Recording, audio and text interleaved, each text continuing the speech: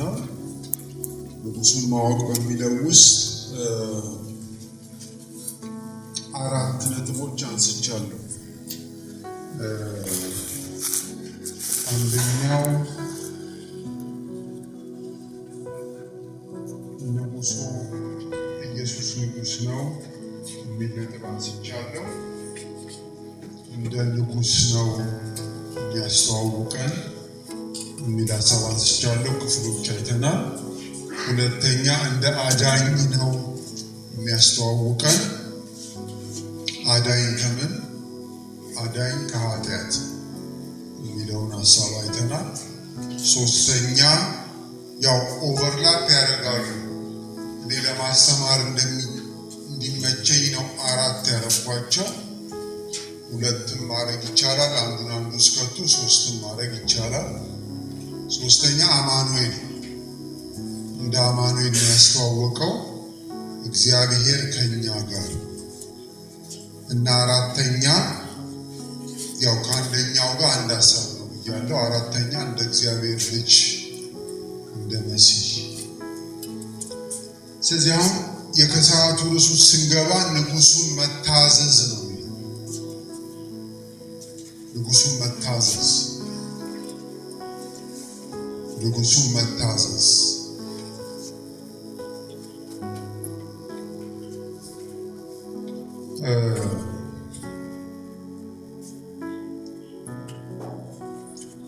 ጠዋት ንጉሱን ማወቅ የሚለውን ሀሳብ ዴፊኒሽን ሰጥቼ ነው የጨረስኩት። ንጉሱን ማወቅ ስንል የኢየሱስ ክርስቶስን ባህሪ ማወቅና ከባህሪ ውስጥ የሚወጣውን እውነት መታዘዝ ብዬ ዲፋይን ያደረጉት ማወቅ። ንጉሱን እንወቅ ስንል ኢየሱስ ክርስቶስ ማን እንደሆነ ባህሪውን ማወቅና ከባህሪው ውስጥ የሚወጡትን እውነቶች መታዘዝ ነው ማወቅ ማለት ብያለሁ። እና በአዲስ ኪዳን ማወቅና መታዘዝ it is the same concept። ወይንም ማወቅና መከተል it is the same concept በአዲስ ኪዳን ቴዎሎጂ። አሁን እንዲሁ ኮንሴፕቹዋላይዝ አድርጎ ለማስቀመጥ ንጉሱን መታዘዝ ስንል መታዘዝን ዲፋይን ላድርግ እንድንግባባ። መታዘዝ ስንል ወይም ንጉሱን እንታዘዛለን ስንል ምን ማለት ነው? የኢየሱስ ክርስቶስን ማንነትና መንገድ በመረዳት መታዘዝ ስንል የኢየሱስ ክርስቶስን ማንነትና ማንነት ማለት የጠዋቱ ማለት ነው። የኢየሱስ ክርስቶስን ማንነትና መንገድ በመረዳት የእርሱን መንገድ መከተል ማለት ነው። ደግሞ ንጉሱን መታዘዝ ማለት የንጉሱን ማንነት እና መንገድ በመረዳት እርሱን መከተል ማለት ነው። ወይም ለተረዳነው የንጉሱ ማንነት የፍቅር ምላሽ መስጠት ማለት ነው። ወይንም ለንጉስነቱ ትክክለኛው ምላሽ መስጠት ጠዋት ስል እንደነበረ ለአዳኝነቱ ትክክለኛው ምላሽ መስጠት፣ ከፈለግን ደግሞ ለአማኑኤልነቱ ትክክለኛው ምላሽ መስጠት፣ ወይም ደግሞ ከፈለግን ለመሲህነቱ ትክክለኛውን ምላሽ መስጠት ማለት ነው። መታዘዝ ማለት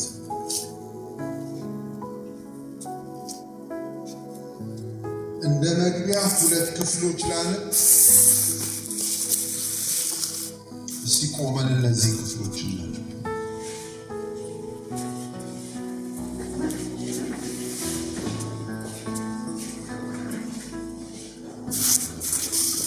እንደ መግቢያ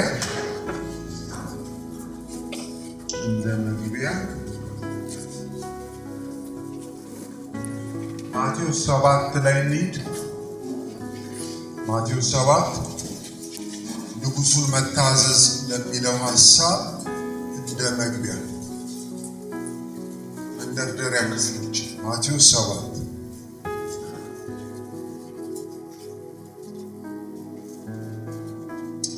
ለእግዚአብሔርና ለቃሉ ክብር ነው እንድንቆም የፈለግኩት። ማቴዎስ 7:21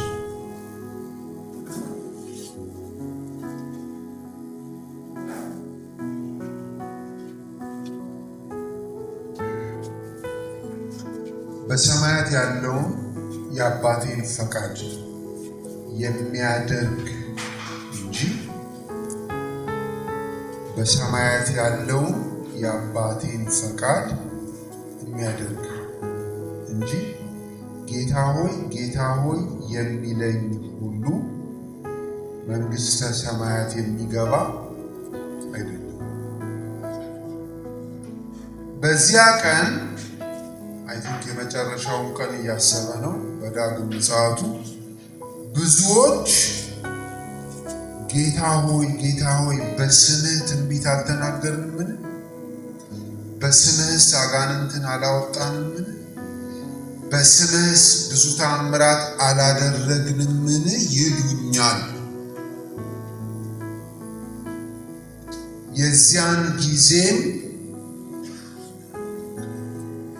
ከቶ አላውቃችሁም ነው የሚለው። ከቶ አላውቃችሁም ነው የሚለው። ቼካሉና ንገሩኝ እስቲ ባይብላችሁ በውል ከቶ አላውቃችሁም ነው የሚለው ወይስ ተሳስቻለሁ? ወነው ነው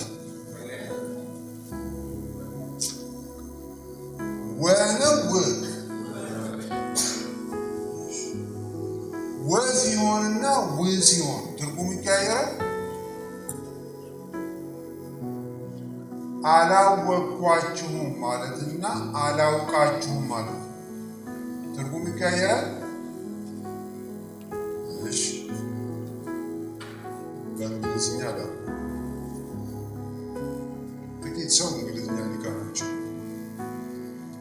አላወቅኳችሁም ማለት ፓስት I never knew you መቼ ያኔ ሊሆን ማለት ነው። አሁን ከሆነ I don't know you ይባላል። ግን ይቅርታ ፕሮግራሙን የቋንቋ ክፍለ ጊዜ ስላለ በመጽሐፍ ቅዱስ በቋንቋ ስለተጻፈ ቋንቋ ላይ ጎበዝ ነው ግድ ነው ባይብል ለመረዳት። አላወቅኳችሁምና አላውቃችሁም ይለያል። አሁን በዛ ቀን አለ ጌታ ኢየሱስ በመጨረሻው ቀን ስንገናኝ በስም ብለው ሶስቴ ነው የተደገሙበት። ይሄን ይጠቅሱልኛል። እኔ ግን አላወቅኳችሁም ነው ምላቸው አለ። መቼ ነው ማያውቃቸው? እዛ በመጨረሻው ቀን ሲገናኙ ነው ወይስ ድሮ መሄድ ስታደርጉ አላውቃችሁም ነው? ድሮም ነው። Even in the past I never knew. I don't know you ከተባለ አሁን ነው ፕሬዘንት እሱ ያለ ያንንም እያረጋችሁ እኔ አላውቃችሁም ነበር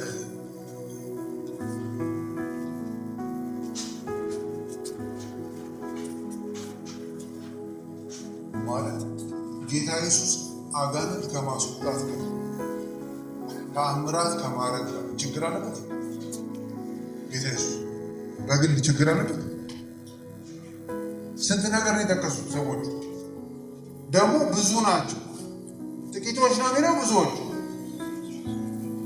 ኧረ ይሁት እንዳላሳስታችሁ እኮ ብታያቱ ጥቂቶች ነው የሚለው ብዙዎች።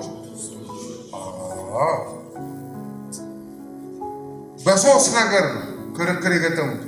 በስምህ ትንቢት፣ አጋንንት፣ ተአምራት ማድረግ። ከሶስቱ አገልግሎቶች ጋር ጌታ ኢየሱስ ጠብ አለው ወይ ነው እኔ ጥያቄ። ለእናንተ ችግር አለበት? ትንቢት አልተናገረም ጌታ ኢየሱስ? አጋንንት አላስወጣም? ታምራት አላደረገም። ስለዚህ ከነዚህ ጸጋ አገልግሎቶች ጋር ጌታ ኢየሱስ ችግር አለበት እንዴ? ከምን ጋር ነው ችግሩ?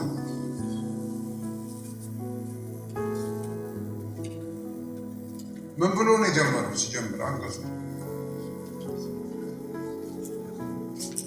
የአባቴ ፈቃድ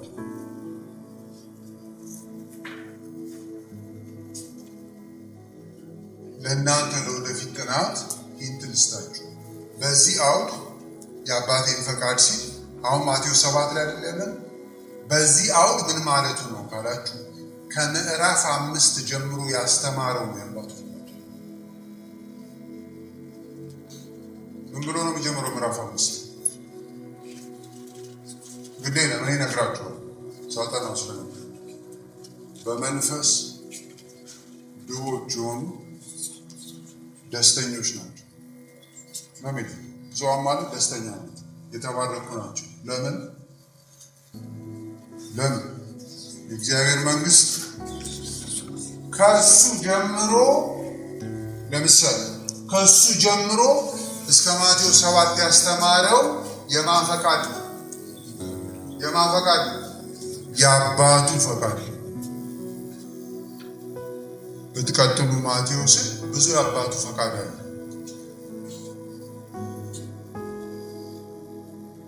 የአባቴን ፈቃድ የሚያደርግ ነው እንጂ ጌታ ሆይ የሚል ሁሉ መንግስተ ሰማይ አይገባም።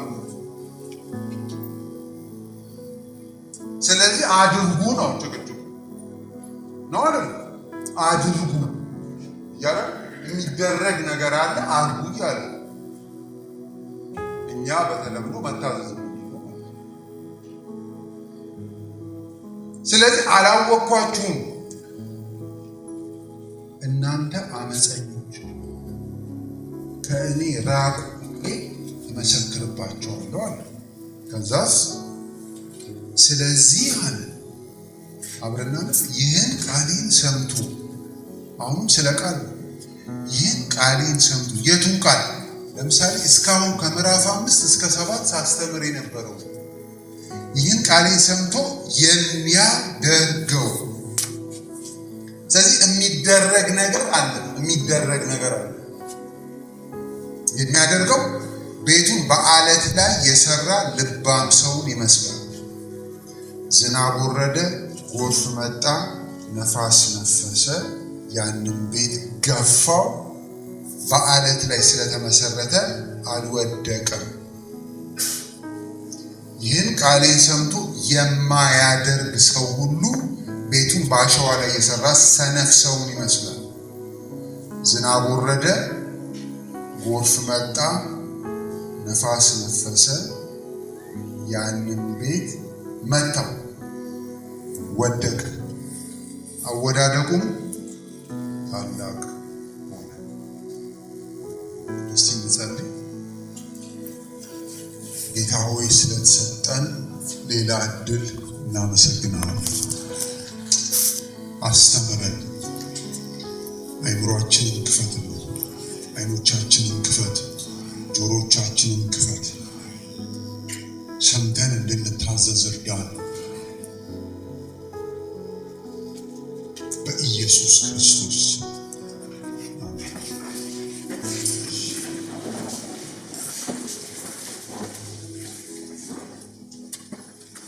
እሺ አሁን መታዘዝ የሚለውን ነገር ትላንትም ጠዋትም እንዳልኩት ማወቅ ከሚለው ውስጥ ነው። የመታዘዝ ውስጥ ያሉኝም ፖይንቶች በሙሉ ማወጣቸው ማወቅ ላይ ከሰጠኋችሁ ፖይንቶች ነው። ማወቅ ላይ ምን ብለን የጀመርነው? ኢየሱስ ምንድነው ብለን የጀመርነው? ማወቅ ላይ ንጉሥ ነው። ንጉሥ ስለሆነ እኛ እንዴት እንታዘዘው? ንጉሥ ስለሆነ እንዴት እንታዘዘው? የመጀመሪያው ሐሳብ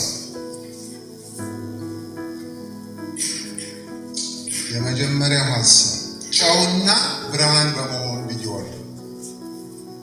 ንጉሥ በሚለው ስር ማለት ነው። ንጉሥ በሚለው ስር እንዴት እንታዘዘው ሲባል የመጀመሪያው ሳብ ፖይንት ጨውና ብርሃን በመሆን ከየት ነው ያመጣሁት? ማቴዎስ 5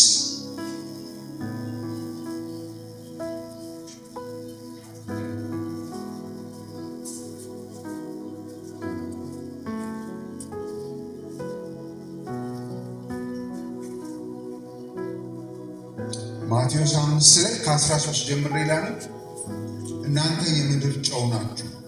ጨው አልጫ ቢሆን ግን በምን ይጣፍጣል? ወደ ውጭ ተጥሎ በሰው ከመረገጥ በቀር ወደፊት ለምንም አይጠቅምም። የምድር ምንድን ናችሁ አለ? ጨው። ጨው ግን አልጫ ቢሆን በምን ይጣፍጣል አለ። ጥሩ አተረጓጉም አይመስለኝም።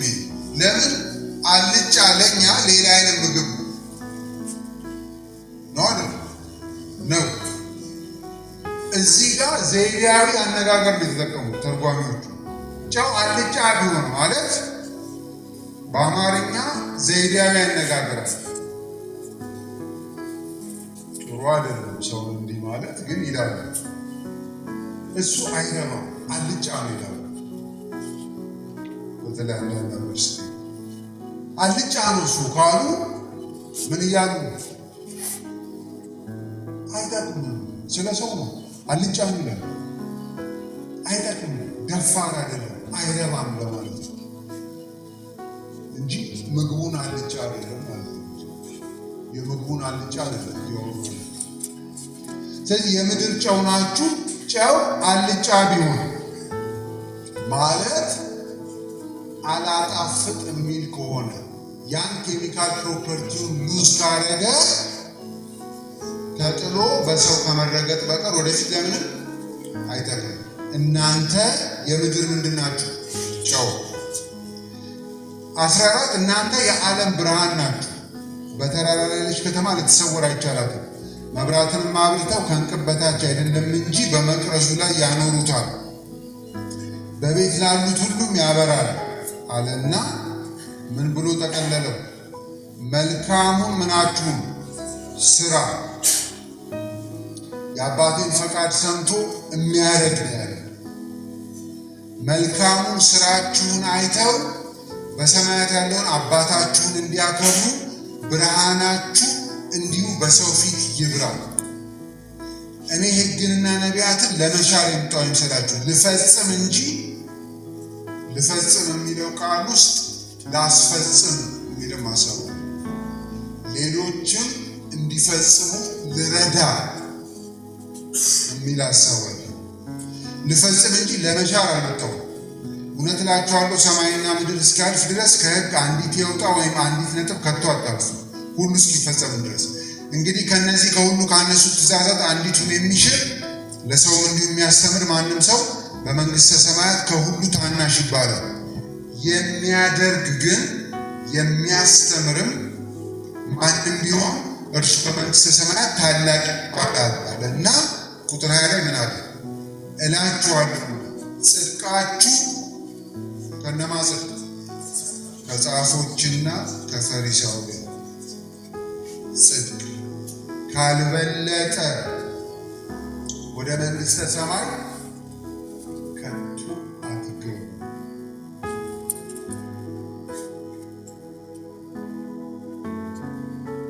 በዛ ዘመን በጣም መንፈሳዊ ሰዎች ማለት ጻፎችና ፈሪሳውያን ለሰው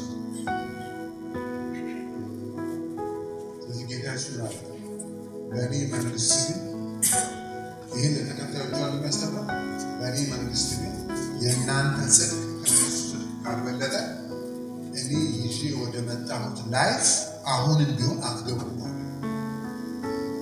እግዚአብሔር መንግሥት ሁለት አይነት አገባብ አለ። አሁን የምንገባው አለ፣ መጨረሻ ላይ ደግሞ የምንገባው አለ። የዘላለም ከቶ አትገቡም። ከዚያ ምሳሌዎች ሰጠ።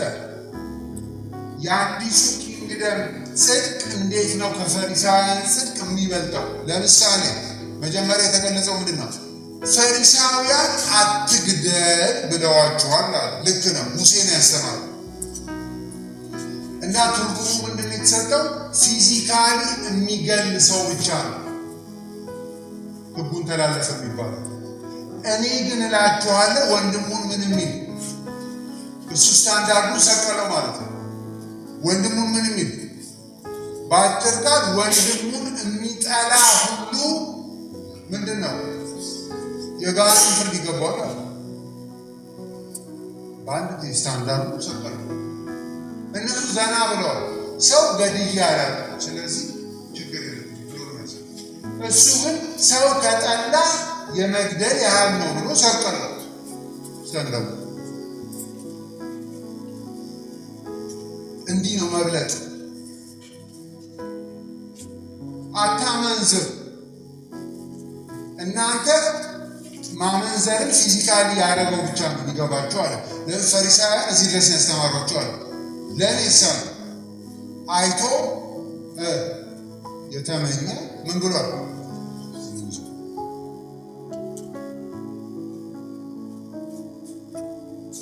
አጥሟቸው ከዛ በታቸው በሙሉ ስታንዳርዱ ከፍ አለ። ለዚህ ነው ጽድቃችሁ ከነማጽድቅ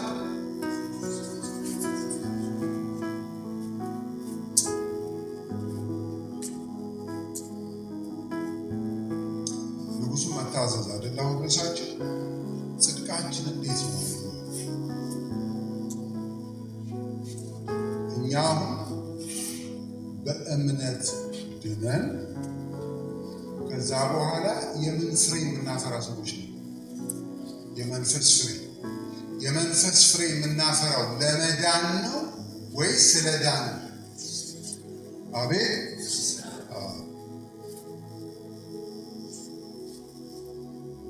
የመዳናችን ምልክት ነው። ምኑ? የመንፈስ ፍሬ። ፍሬ ከሌለሽ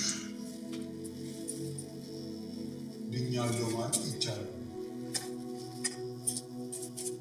ብሎ እንደመጠየቅ ግን ጽድቃችሁ መብለጥ አለበት።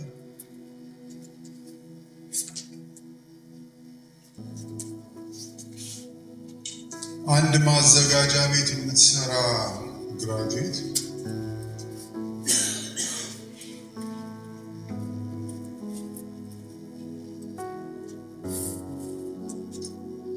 ከኛ ጋር እንደሚሰራ ሙስሊም አለ አለች። ማዘጋጃ ቤት እንግዲህ ላይፋቸው ሲያይ ቀርቧል ቤት ከዛ መቼ አለች እናንተ ክርስትናችሁ ስልካችሁ ጥሪ ላይ ብቻ ነው ያለው ማለት ነው።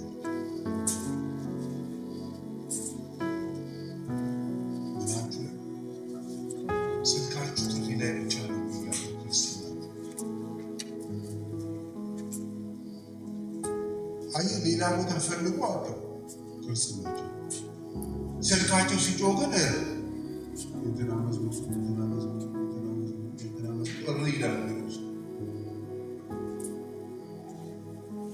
ልጁ ላይ ፈልጓል ማለት ነው። አላ እና ምን ይብል ነው ጫውን እሱ ከዚህ በላይ ሰው ልክ እኮ እግዚአብሔር አለ ነው ያውቃል። እንዲህ የተባለ ነው ጽድቃችን ይጋንዳለ በዚሁ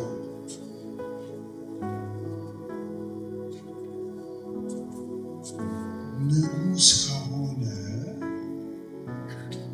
የምንከተለው ምን በመሆን ጨውና ብርሃን ባይዘው ጨውና ብርሃን የሚያደርገን ይሄ ኳሊቲ አሁን እዚህ የተዘረዘረውና ሌሎቹ አሁን ጽድቃችሁ እንዴት እንደሚበልጥ ብሎ መግደልን አነሳላቸው፣ ማመንዘርን አነሳ፣ ፍቺ አነሳ፣ አትማሉ አለ፣ አትበቀሉ ሁሉ አለ። አትበቀሉ 38 አይን ስለ አይን ጥርስም ስለ ጥርስ እንደተባለ ሰምታችኋል በብሉይ ኪዳን። እኔ ግን እላችኋለሁ 39 እኔ ግን እላችኋለሁ ክፉን አትቃወሙ። ክፉን አትቃወሙ ሲል ባይዘው በዚህ አውድ አትበቀሉ ለማለት ነው። ይህን አሁን ያለ እግዚአብሔር ጸጋ እንችላለን? ይቻላል? ያለ እግዚአብሔር ጸጋ አይቻልም። ድሮም ግን ወደ ጌታ የመጣ ነው ችለን ነው ስላልቻለ ስላልቻልን ያስችለናል ብለናል። ብችልማ ለምን ወደ ጌታ ያመጣለሁ? እኔ እዛው አላረገውም እንዴ? እዛው ሆኜ እየጾምኩና እየጸለይኩ ከቻልኩ አልመጣም ወደ ጌታ አይደል? የመጣ ነው ስላልቻልን አይደል? እኔ አስችልሃለሁ ብሎ አይደል የቀረው? አትበቀሉ። አሁን በዚህ ሁሉ ጽድቃችን እንዲበልጥ ይጠበቃል ማለት ነው። ይሄ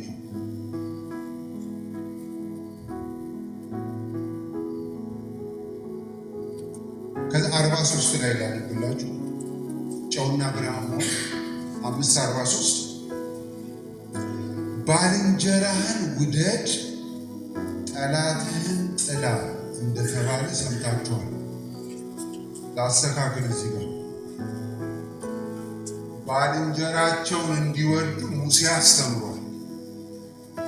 አሁን ቼክ አሉ ሄዳችሁ ካላ እንደባችሁ ቼክ ማድረጋችሁ እኔ ታገራለሁ ቼክ ሌላም ጊዜ ሙሴ እስራኤላዊ ለእስራኤላዊ ብሎ ባልንጀራህን ምን በል ብሏቸዋል? ውደድ ብሏቸዋል። ጠላትህን ጥላ ብሎ ግን አላስተማረም ሙሴ። ፈሪሳውያን ጨመሩ ከምርኮ በኋላ። ስለዚህ እናንተ ካስተማሯችሁ እንዲህ አይነት ጽድቅ ነው አለ። ባልንጀራህን ውደድ ጠላትህን ጥላ። ያው እንዲህ አይነት ነገር እኛንም አስተምረውናል። የት ሰፈር አንዳንዶቻችንን በቤት አላሰማም በደንብ በጌታ ያለ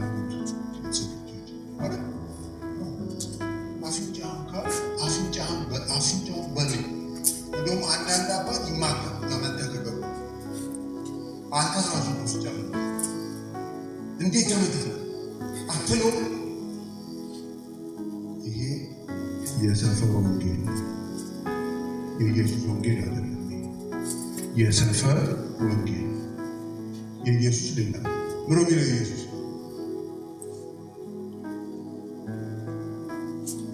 ባልንጀራህን ውደድ ጠላትህን ጥላ እንደተባለ ሰምታችኋል። ልክ ነው፣ ሰምተዋል። እኔ ግን እላችኋለሁ በሰማያት ላለ አባታችሁ ልጆች ትሆኑ ዘንድ ጠላቶቻችሁ ምን አርጉ? እግዚአብሔር ይርዳን ይርዳን ይርዳን ይርዳን ይረዳን አይችልም። አሁን ብዙ አስቸጋሪ ነው። ጠላቶቻችሁ ውደዱ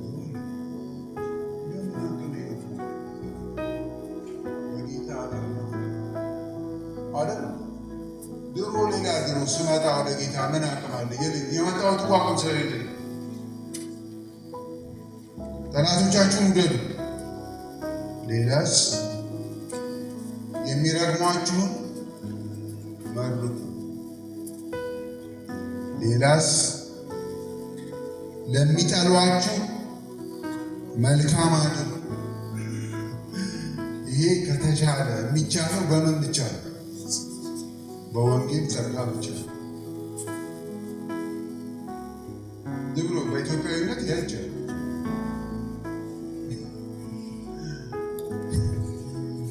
ለሚጠሏችሁ መልካም ነው። ለሚያሳድዷችሁ ምን አድርጉ? ምን እያሉ ንቃለው እያሉ ዘንድ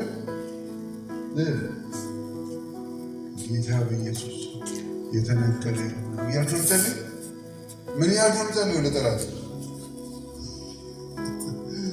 ለሚጠሏችሁ ጸልዩ ማለት እንዴት አድርገን ነው የምንጸልየው?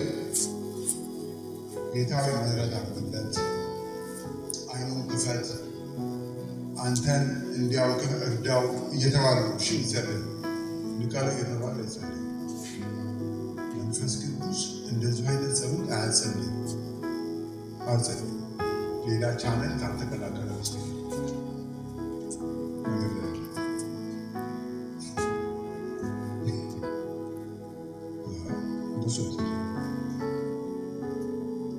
እነዚህ ሁሉ ናቸው ጽድቆቹ። ስለዚህ ንጉሥ ከሆነ ከታዘዝኩት በዚህ ነው የሚጠብቀኝ። የታዘዝኩት ይህን አድርግ ነው ያለው ንጉሡ። ለምን በሰማይ ያለ አባታችሁ ልጆች ትሆኑ ዘንድ ነው ያለው። እሱ እንዴት ነው ባህሪው? ይሁት እሱ እንዴት እንደሆነ እሱ በክፉዎችና በበጎች ላይ ምን ያወጣል? ፀሐይ ያዳላል። እግዚአብሔር ፀሐይ ሲያወጣ በብሔር ያዳላል በብሔር ፀሐይ ሲያወጣ። ዝናብ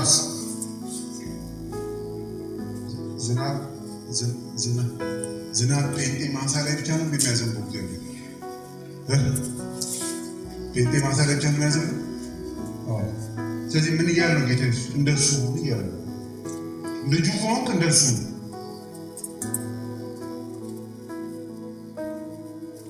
በጻድቃንና በኃጢአተኞች ላይ ዝናቡን ያዘንባል። የሚወዷችሁን ብትወዱ ምን ዋጋ አላችሁ? ቀራጮችም የሚወዷቸውን ይወዳሉ። ወንድሞቻችሁን ብቻ ሰላም የምትሉ ከሆነ ምንድን ነው የእናንተ ብልጫው?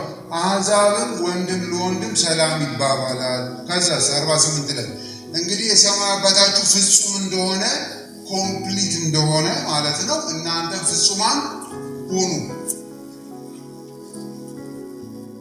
ንጉሡን መከተል ማለት ይሄ ነው። ጨውና ብርሃን ማለት ይሄ ነው።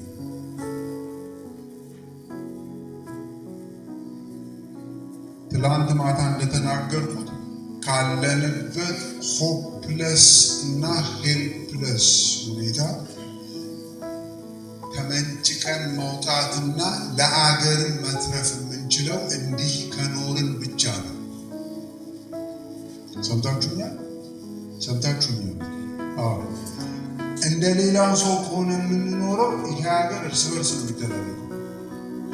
እንዲህ መኖር ከሆነ ግን እኔ ሰፈር ውስጥ ለእኔ ሰፈር ተስፋ አለ። ለምን? አንድ ብርሃን ተገኝቷል እዛ ሰፈር ማለት አይደለም ነው አይደለም? አልሰማችሁም? ዶርም ውስጥ እንዲህ የሚኖር አንድ ልጅ ካለ ለዛ ዶርም ምን አለ? ተስፋ አለ። እኔ ግን ዶርም ውስጥ ሆኜ ሌላው በጥፊ ሲማታ እኔ በጥፊ የምማታ ከሆነ ዶርሙ ተያይዞ ያልቃል። እሱም እያባዛ ወደ አገሩ ሰው ይሰማል። ወበዝ ይሰማል። እንዲህ መኖር ካልጀመር ተስፋ የለም። ጌታ ይርዳል። ሌላው በዱላ ሲወጣ አንተም በዱላ፣ ሌላው ክላሽ ሲወጣ አንተም በክላሽ፣ ሌላው ቆንጭራ ይዘህ ሲወጣ አንተም ቆንጭራ ይዘህ ከወጣ ተስፋ አለ የለም?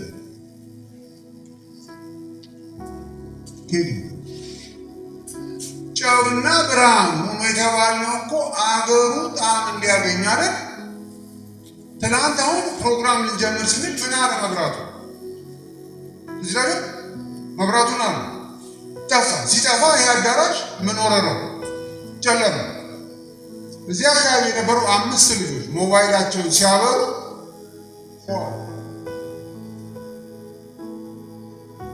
ጨለማ ሲበዛ ምንድን ነው የሚደረገው?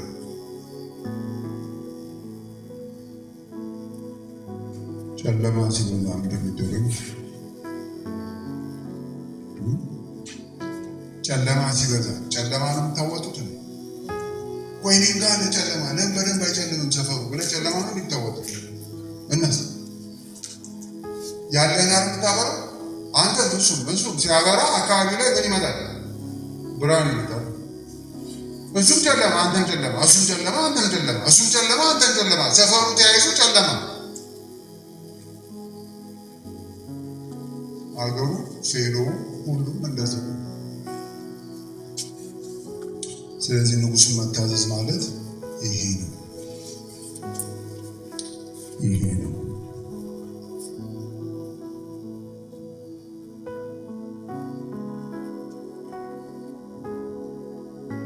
ጨውና ብርሃን በመሆኑ ንጉሡን መታዘዝ። ሌላ ሁለተኛው ነጥብ ንጉሱን በመታዘዝ ስር ራስን በመካድና መስቀል በመሸከም ነው ንጉሱን የምንታዘዘው። ማቴዎስ 16:13 ለሱ የሚሰጠው ሬፈረንስ ራስን በመካድና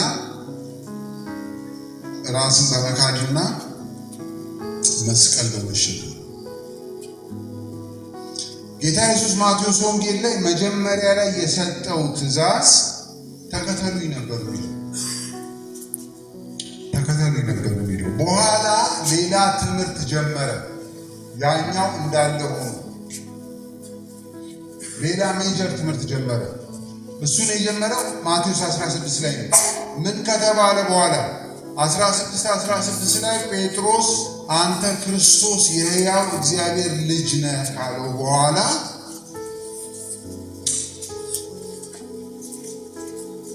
ጠዋት እንዳነበብነው ይህን መቼም አባቴን የገለጠልህ አለ።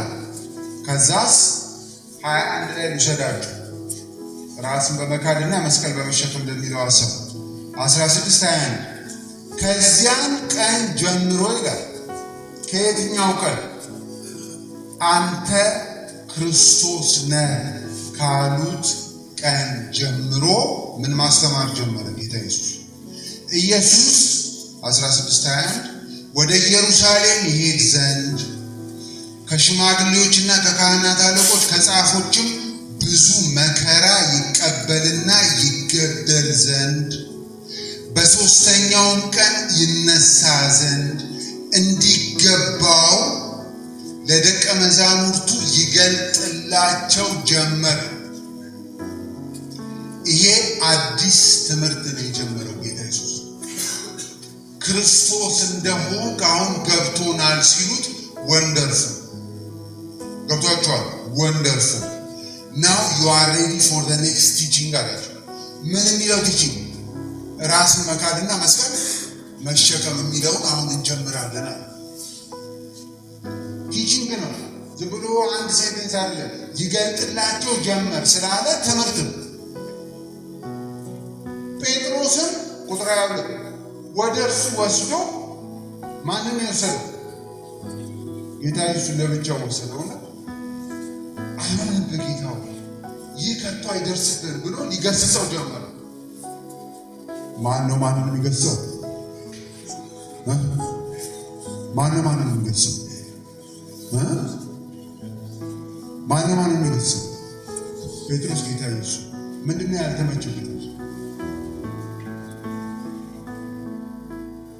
አሁን በእኛ እንደ ድራማ ብሰራው በጌታ ኢየሱስ አንተ መሲህ አይደል? ይህ ሁሉ ህዝብ አታየው? መከራ ውስጥ ያለ ስንት ዓመት በተስፋ ማጣት በስንት ችግር በውጥረት የምንጠብቀው እንደ አንተ አይነት ሰው አይደለም እንዴ? አሁን ነው እኮ የገባን አንተን አይደለም ወይ የምንጠብቀው? ስለዚህ አሁን እንዴት እሞታለሁ ትላለህ? እንደኛ ስንት ዕቅድ አውጥተናል። እንደኛ አንድ ትነግስ አይደል የምንጠብቀው? በጣም ሺህ ነው ሞታለሁ ይባላል። ብዙ አንተን አይደል የሚጠብቀዋል? በቃ እኮ አንተን ካገኘን እኮ አሁን አጭር ነው እንሂድና እዛ አንተ ያው መላእክታታ በቃ መያዝ ነው ስልጣኑ። ከዛ አሉ አቅዶች እሱ ደግሞ ቀስ እያልን እናወራለን። መገሰጽ ጀመረ ጌታ ኢየሱስ ጴጥሮስ።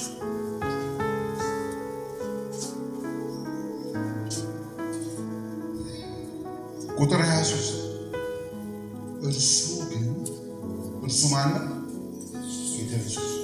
እርሱ ግን ዘወር ብሎ ጴጥሮስን ማርቆስ ላይ ምን ይላል? እርሱ ግን ዘወር ብሎ ደቀ መዛሙርቱን አየና ይላል ማርቆስ። ለምንድነው ዞሮ እነዛ ላይ ያያቸው? ጴጥሮስን የላከው ማነው? ጴጥሮስን የላከው ማርቆስ ላይ ዞር ብሎ እነዛን አየና ጴጥሮስን ገሰጸው። ለምን? እነዛ ናቸው የላኩት። ጴጥሮስም አለ መረሽ ነው ይልና ነገር እንዳይባል ነው መሲህ ሞታለሁ ምናምን አይልም። በጌታ ኢየሱስ ነገር ምን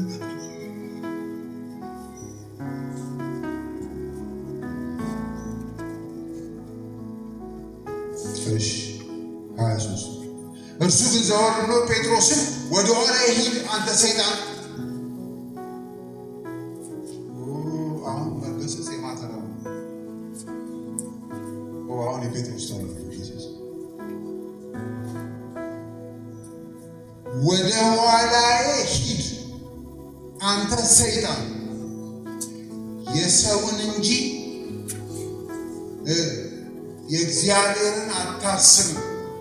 ስለዚህ ምን ሆንክብኝ? እንቅፋት። ንጉሱን መታዘዝ እንዴት? ራሱን ትቶ መስቀል መሸከም። እነ ጴጥሮስ አዲሱ ትምህርት አልተመቻቸው። ምን የሚለው ትምህርት? ክርስቶስ ነኝ ግን አሁን የመጣሁት ምን ልቀበል ነው? ወንበር ልቀበል ሳይሆን ምን ልቀበል ነው? መስቀል።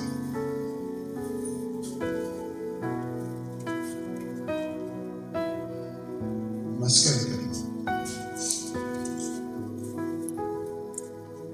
ከመስቀል በፊት ክብር አለ። ከመስቀል በፊት ክብር ከመጣ ፌኩ ይቻላል። ይሰማሉ።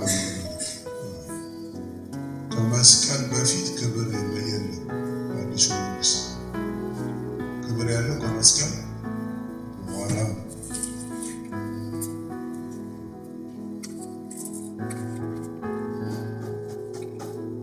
ወደ ኋላ ሂድ ማለት ከኋላ ግባ ማለት በሌላ ቋንቋ ልትመራኝ እየሞከርክ ነው፣ ያውም በተሳሳተ መንገድ ዙርና ምንም ተከታዩ። በዛ ላይ የሰው ነው የምታስበው የእግዚአብሔርን አይደለም። ስለዚህ እንቅፋቱ ነው። ሰይጣን ማለት መንገድ ጀምረ መንገድህን የሚዘጋ ተገዳዳሪ ማለት ነው። ትርጉሙ አድቨርሳሪ ማለት ነው። ሳታን መንገድ የሚዘጋ። በዚያን ጊዜ ቁጥር 24 ኢየሱስ ለደቀ መዛሙርቱ እንዲህ አለ፣ እኔን መከተል የሚወድ ቢኖር አዲሱ ትምህርት ንጉሥ ከሆንክ ክርስቶስ ከሆንክ ይህን ስሙና ወስኑ አላቸው። እኔን መከተል የሚወድ ቢኖር ራሱን ይካድ፣ መስቀሉንም ተሸክሞ ይከተለኝ። ማርቆስ መስቀሉን ተሸክሞ ዕለት ዕለት ይከተለኝ ነው የሚለው። እግዚአብሔር ይርዳል። ንጉሡን መታዘዝ ጨውና ብርሃን መሆን አንድ ነገር ነው። ሌላ ይህም ማለት ራሱን ክብር መስቀል መሸከም። ትንታኔ ሰጣቸው። 25 ነፍሱን ሊያድን የሚወድ ሁሉ ምን ያደርጋታል? ያጠፋታል። ገብቶታል። እነ ጴጥሮስ ይህ ትምህርት ያልተመቻቸው ነፍሳቸውን አደጋ ላይ ስለሚጥል፣ እነሱ ደግሞ ነፍሳቸውን ማዳን ስለፈለጉ ነው ይህን ትምህርት እየተቃወሙ ያለው። ስለ እኔ ግን ነፍሱን የሚያጠፋ ሁሉ ያገኛል። ራሳችሁን ግደሉ እያለ ነው ጌታ ኢየሱስ። ራሳችሁን ግደሉ እያለ ያነጋገሩ። ሰው ዓለሙን ሁሉ ቢያተርፍ ነፍሱንም ቢያጎድል ምን ይጠቅመዋል? ዓለሙን ማትረፍ ነው የፈለጉት እነሱ። አየህ አሁን አሳያለሁ። በጣም ብዙ እቅድ አውጥተዋል እነሱ ክርስቶስ ስለሆነ ብለው በጣም ብዙ ያወጡት እቅድ አለ። እሱ ሊበላሽ ስለሆነ ነው ኢየሱስን መገሰጽ የጀመረው ጴጥሮስ። ጌታ ኢየሱስ ደግሞ ስለ እኔ ብለህ ነፍስህን ሳክሪፋይስ አለ። በዛ መልክ ነው የምታገኛት። እንደ ነገር አሁን ለእኛ ማይንድ ይገባል ለእኛ ማይንድ ሆና ታገኘዋለህ ሲባል ይገባናል። ኖርማሊ በናቹራል ማይንድ ልቀቀው እና ታገኘዋለህ ሲባል ይገባናል አይገባንም? ለምን? እኛ የተማርነው ሰው ረግጠህም ቢሆን ያዘውና ሂድ ብትችል ነጥቃል ከሰው። ለዚህ ነው ኢትዮጵያውያን ወረፋ አያከብሩ። ልብላችሁ ወረፋ ከሆነ ሁሉ ሰው ይደርሰዋል። መስመር ያዙ ስንባል ትንሽ ምን አመጡ? ወጣቱ ሽበታም እንዲህ ነው ያለው። በዓለም የተማርነው ጌታ ኢየሱስ አለ ለእኔ ስትል ነፍስህን ተወው ታገኘዋለህ። ያው የኪንግደም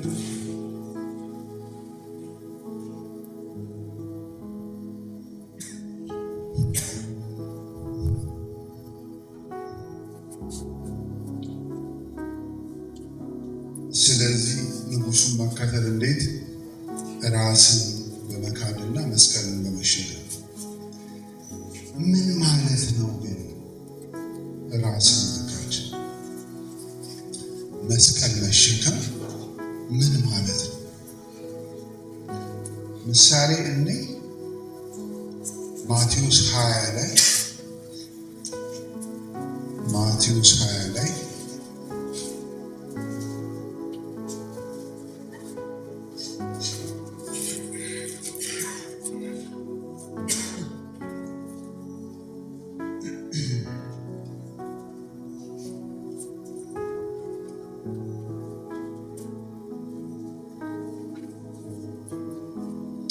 ከማቴዎስ 20 በፊት አንድ ሰው ላሳያችሁ ራስን የመካድ ተሰጥቶት ያልተጠቀመበት። ማቴዎስ 19:13 ላይ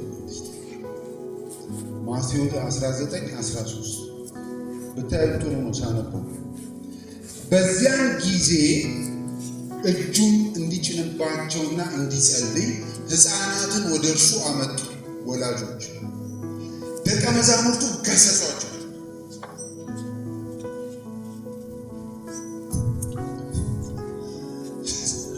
ሳስበው ደቀ መዛሙርት ኢየሱስ ክርስቶስ ነው የሚለው ከገባቸው በኋላ ስታይል ቀይረው በቃ ከማጋር ከመሲህ ጋር ስላለ ፕሮቶኮል መጠበቅ እዚያ አካባቢ መቀመጥ እንደሱ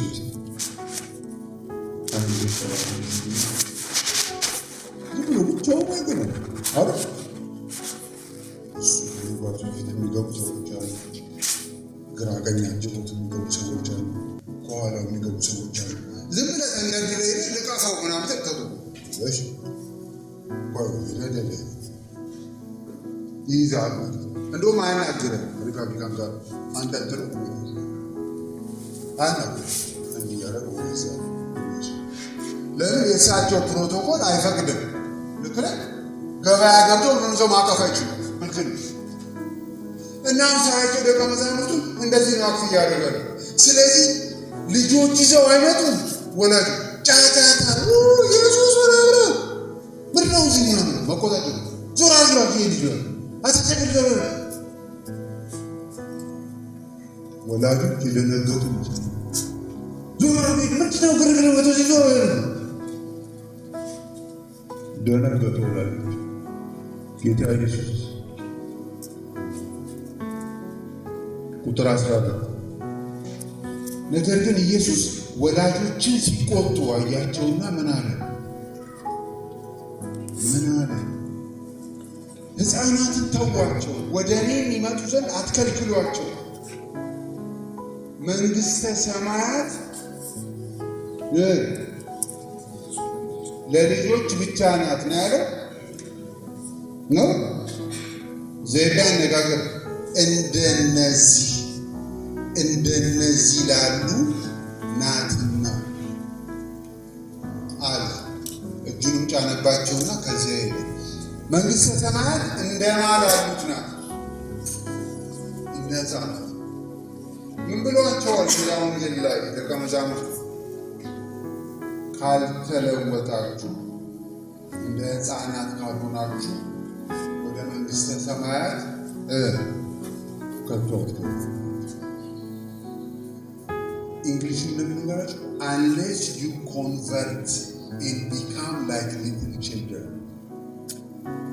ፊዚክስ ማትስ የምትማሩት ይገባችሁ። ኮንቨርቲንግ ስለምንማር ማለት ነው። በማቴማቲክስ ያላረ ኮንቨርት unless you convert and become like little children ወደ መንግስተ ሰማይ አትገባም።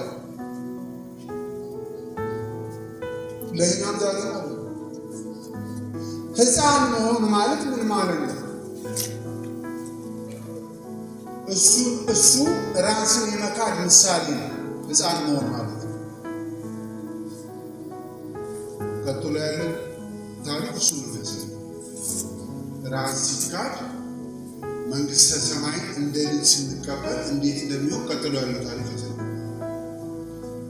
19 እነሆም አንድ ሰው ቀርቦ መምህር ሆይ፣ ወጣቱ ሀብታሙ ልጅ ማለት ነው፣ የዘላለምን ሕይወት እንዳገኝ ምን መልካም ነገር ላድርግ አለው።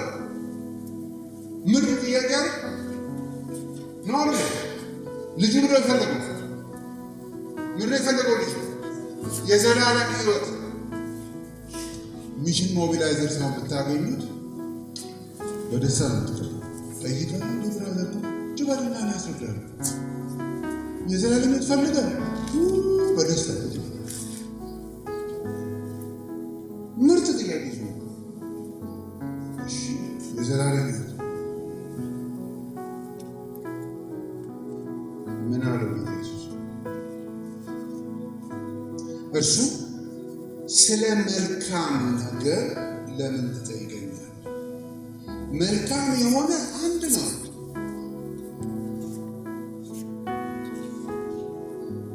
ማርቆስ ወንጌል ላይ ቸር መምህር ሆይ የዘላለም ሕይወት ለማግኘት ምን ላድርግ ነው? ከዛ ጌታ ለምን ቸር ትለኛለህ? ቸር አንድ ብቻ ነው አለ። ማነው ቸር? ያህዌ ነው። ስለዚህ ጌታ ምን እያለ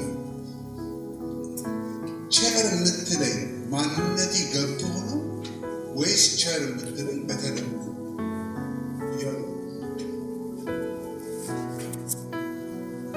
እና እዚህ ጋር ስለ መልካም ነገር ለምን ትጠይቀኛለህ?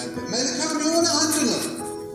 ወደ ሕይወት ይሁን ቁጥር 17 ወደ ሕይወት መግባት ብትወድ ግን ትእዛዛትን ጠብቅ አለው። እርሱ የትኞቹን አለ? ኢየሱስም ከስንተኛው ጀመረ? አትግደል የሚለው ስንተኛው ትእዛዝ ነው? አትግደል ስንተኛው ነው? 5 ይመስል 5 ወይ 6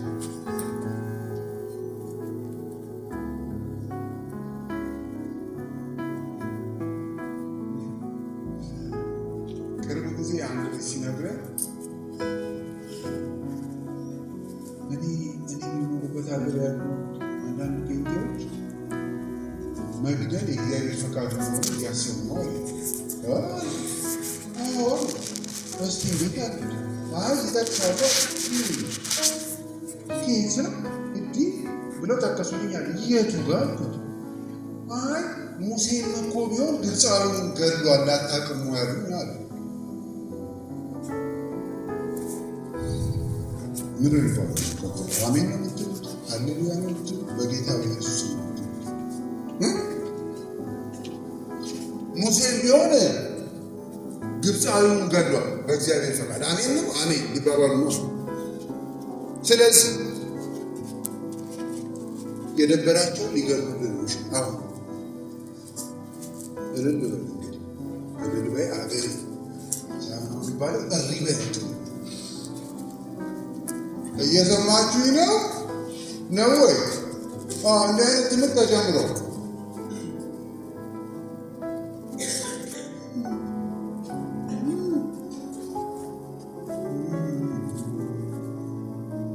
እየጠቀስን እንቀደም ነው።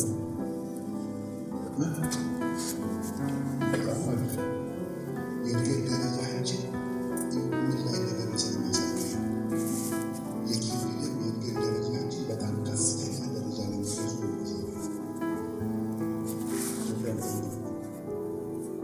ጠቀሰ እንዳታገኝ ሙሴ ግብፃዊ ነው። በእግዚአብሔር ፈቃድ የእግዚአብሔር ፈቃድ እንዲፈጸም ግብፃዊውን ስለገደለው ብሎ እኔ አልጨርሰውም። ምን ሊያመጣ እንደሆነ እሱ ነው የሚያውቀው። ቀጥሎ ማለት ነው እግዚኦ ያልኩ ተያይዘን ከሆኑ እግዚኦ ማንነ ክርስቶስ ማለት ያለበት ጊዜ በእንዲህ ማለት ተጀመረ። ምንድን ነው የሚቀረው? አንሻባብ እንዲህ ቢል አይገርምም። ጠቅሶ ከዛ አይሲስ እንዲህ ቢል አይገርምም። ጠቃቅሶ ማለት ነው ገነት ያገባል ጀነቱን አንብብ። እኛ ከጀመሩት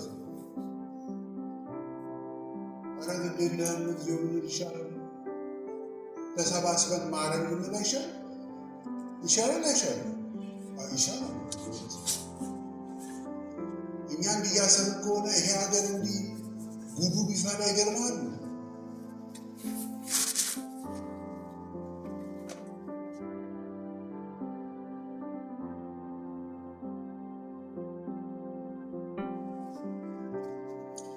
እሺ ከዛ ኢየሱስ የዘላለም ሕይወት ነው የምፈልገው። በቃ ትእዛዞቹን ጠብቃ።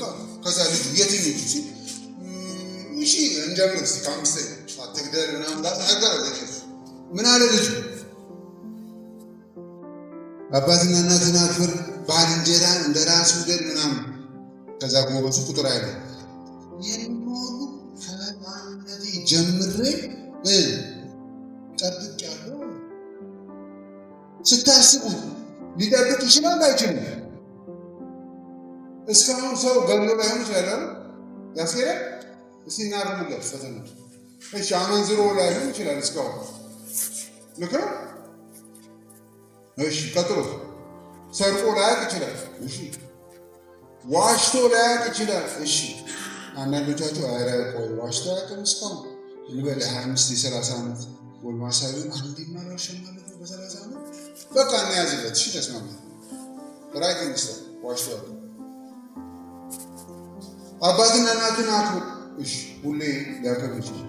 ባልንጀራ እንደ ራስ ውደድ አለ። በቃ ይሉ ጠብቄያለሁ። አይ ቲንክ ልጁ ከ10 አግኝቻለሁ ነው መሰለኝ ሀሳቡ። እሺ እኛም የእሱን አርሙ ስላልተባል አያገባኝ ካለ አለ። ከዛ ጌታ ኢየሱስ ነው ቁጥር 21 እስቲ እናንተ ኢየሱስም ፍጹም ልትሆን ብትወድ አለ። በቃ አንተ ኮምፕሊት መሆን ነው አይደል የፈለግከው? ሳይ 10 ከ10 አግኝቻለሁ በዚህ በቃ ሌላ የፈለግከው በቃ ሌላ አድቫንስ ነው አይደል የፈለግከው? በቃ እኔ አንድ ማርቆስ ወንጌል ላይ ነው ምን መሰላችኋል? ፈጽመሃል አለው። ማርቆስ ወንጌል ላይ በቃ አይቶት ወደደውና አንዲት ነገር ናት የቀረችው። እሷን አድርግ የዘላለም ሕይወት ታገኛለህ። አንዲት ነገር ናት የቀረችው። ከዛ ምንድን ናት እሷ? እና ፍጹም ልትሆን ብትወድ ሂድና ያለህን ሸጠህ ለድሆች ስጥ፣ መዝገብን በንግድ ባንክ ታገኛለህ ነው የሚለው። እሺ አቢሲኒያ፣ እሺ ኦሮሚያ ባንክ፣ እሺ ሲዳማ መዝገብ ቤት። ስለዚህ በአካውንት መጨቃጨቅ ያስፈልጋል። አካውንት ውስጥ ካልገባ ካልወጣ አይሰራም። የት ነው ታገኛላችሁ?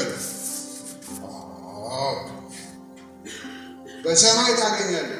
መተህም ምን አድርገኝ ተከተለኛል። ጎበዙ ይህን ቃል በሰማ ጊዜ እየተደሰተ ሄደ ነው የሚለው። ምን እያለ ሄደው? ለምን ብዙ ንብረት ነበር። እንዴት ይሻላል? ለምንድነው እዚህ የመጣሁት? ንጉሱን መከተል እንዴት፣ ንጉሱን መታዘዝ እንዴት ስል አንደኛ ጨውና ብርሃን በመሆን አሉ። ሁለተኛ ራስን ክዶር መስቀል በመሸከም አሉ። አሁን ራስን የመካድና መስቀል የመሸከም ምሳሌ ፈልገን ነው እዚህ የመጣ ነው። ይህ ወጣት ልጅ ጥሩ ምሳሌ ነበር። መንግስትን እንደ ሕፃን ቢቀበላት ኖሮ ሊገባባት ነበር። አሁን ተከተሉ። ራሷን ፈልጎ የመጣው? ምንድነው ፈልጎ የመጣው? የዘላለም ሕይወት ፋን ምርጥ ጥያቄ ነው ይዞ የመጣው። መጣ ጌታ ኢየሱስ ጋር ትእዛዛቱን ጠብቀሃለሁ አለ። ጌታ ኢየሱስ ከተጻፈው ጀመረ። ልጁ ጨርሻለሁ አለ። እሰይ በቃ አንድ ነገር እኔ እሰጥሃለሁ፣ እሷን ከጠበቅ ትገባለህ በኪንግደም አለ። ምን ሲለው ምን አለ ጌታ ኢየሱስ? በቃ ያለን ሁሉ ሽጠውና አለው እኔ ሚኒስትሪ አካውንት ውስጥ አስገባውናል ነው። የት ነው አስገባው? እዛው ሰፈር ለድሆች እኛ ጋር እንዳተመጣ እዛው ለድሆች ስጥና ማርቆስ ላይ እሱ ለድሆች ሰጠ። መስቀል ተሸክመ ተከተለኝ ነው። ማቴዎስ ላይ ምንድን ነው ያለው? ለድሆች ስጥ፣ መዝገብ ቤት ይያዝልሃል፣ አካውንት ሰማይ ያለው ክሬዲት ይያዝልሃል፣ ከዛ ናና ተከተለኝ አለ። እሺ ይሄ ወጣት ሰው ወደ እሱ የመጣው ቃል የማቃል ነው። የማቃል ነው። ወደ እሱ የመጣው ቃል የመንግስት ቃል ነው። ኢየሱስ ያመጣው ፕሮፖዛል የማ ፕሮፖዛል ነው? የኪንግደም። ኪንግደሙ ምን አይነት ፕሮፖዛል አመጣ ለዚህ ልጅ? ኪንግደም ውስጥ መግባት ከፈለግ ራስህን ካድ ተባለ ማለት። ልብ ብላችሁ ስሙ። ለሁላችንም እንደ አይነት ጥያቄ ላይመጣ ይችላል፣ ግን ይመጣል። ለሁላችንም በንብረት ላይመጣ ይችላል። ለሱ ሞስት ፕሮባብሊ በንብረት የመጣው ልጁ ምን ስላለው ነው? ብዙ ንብረት ስላለው ብቻ አይደለም። ከምንም ነገር በላይ ምኑ ስለሚወድ ነው? ንብረቱ። ከንብረቱ በላይ እግዚአብሔርን ቢወድ ኖሮ ያደረገው ነበር? ትእዛዙ ያደረገው። ልጅ መሆን ማለት ራስን መካድ ማለት ኪንግደሙ እንዲህ አይነት ፕሮፖዛል ሄዶ ሲመጣ ልጅ ቢሆን ምንድን ነው የሚለው? ልጅ ቢሆን የዘላለም ሕይወት ታገኛለህ፣ ሸጠና ቢባል ልጅ ምንድን ያደረገው? ልጅ ምንድን ያደረገው?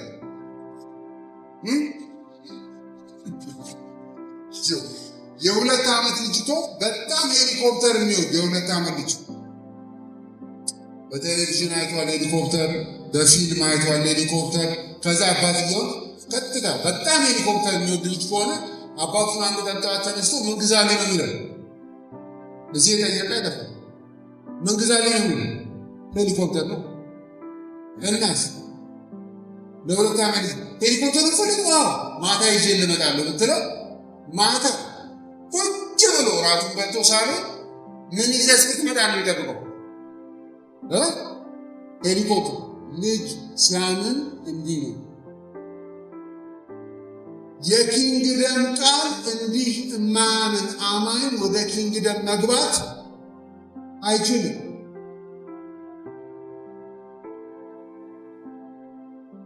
ይህ ወጣት ልጅ ምርጥ ዕድል ተሰጥቶት መግባት ትፈልጋለህ አለ። አዎ በቃ ያለንን ሽጥና ለድሆች ሰጠህ ና አለ። መንግስትን እንደ ሕፃን ቢቀበላት ኖሮ ይህ ሰውዬ እቤት ሄዶ ምን ነበር የሚያደርገው? እቤት ሄዶ ምን ነበር የሚያደርገው? ያለውን ሁሉ ሰብስቦ ምን አድርጎ ይመጣል? ሸጦ።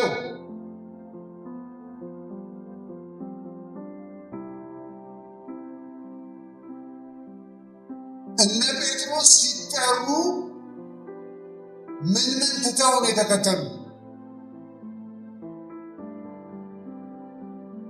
ሚስቶቻቸው፣ ልጆቻቸው ማለት ቤታቸው። ያ ሲያስፈልግ ኢየሱስ እዛም ይዟቸው ይሄዳል እንጂ ያሉ ትተው ነው የተከተሉ። ቢዝነሳቸው። ስለዚህ ኦልሬዲ የተወሰኑት ደቀ መዛሙርት ይህንን መለማመድ ጀምረዋል። ምን ሁሉን ትቶ ኢየሱስን መከተል። ይሄ ልጅ ምን ዕድል ተሰጠው? ኪንግደሙን እንደ ልጅ መቀበል ስላልቻለ በዚህ ጉዳይ ራሱን መካድ ስላልቻለ ለዛሬ ዲስኳሊፋይድ ነው። ከዚህ በኋላ ይከተል አይከተል ታሪኩ አልጻፈም። ዛሬ ግን ዲስኳሊፋይድ ነው። ኢየሱስ እሱን በንብረት ጉዳይ ያናገረው ሞስት ፕሮባብሊ ብዙ ንብረት ስለነበረውና ልቡ ምኑ ላይ ስለሆነ ነው። ልቡ ምኑ ላይ ነው? ንብረቱ ላይ ነው። ጌታ ኢየሱስን መከተል የምንፈልግ ከሆነ አት ሳም ፖይንት እንዲህ አይነት ጥያቄ መጠየቃችን አይቀርም። ያው ራሳችሁን እየካዳችሁ መስቀል ተሸክማችሁ ዕለት ዕለት ተከተሉ የተባለ በየቀኑ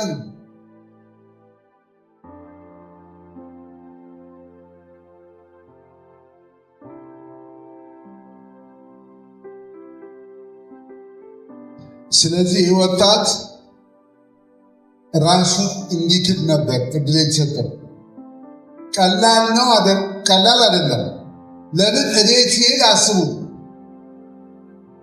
ባለትዳር ከሆነ ሚስቱን ያገኛል። ባለትዳር ከሆነ አባትና እናቱን ያገኛል። እና ሄዶ ምንድን ነው የሚለው ሲገባ ምናምን ምንድን ነው የት ነበርክ ዛሬ ሲሉ አይ እዛ ይሄኛ ሀገር የመጣው አዲሱ መምህር እሱ ጋር ነበር። ይህስ ሚሉት እንዴት ነበር? አይ ጥሩ ተማርክ? ጥሩ ነበር ትምህርቱ? እና ምን አለ ዛሬ?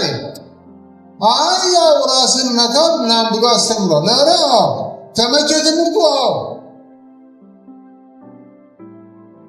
እና አይ የሆነ ነገር አስቤ ነበር ይላል ለሚስቱ ወይ ለአባቱ። እኔ በቃ እሱን ለመከተል አስቤ ነበር። ኧረ ይሻላል። አዲስ አስተማሪ ነው እኮ አመንከው፣ አምነው ነው ምናምን። ጥሩ ነው የሚያስተምረው።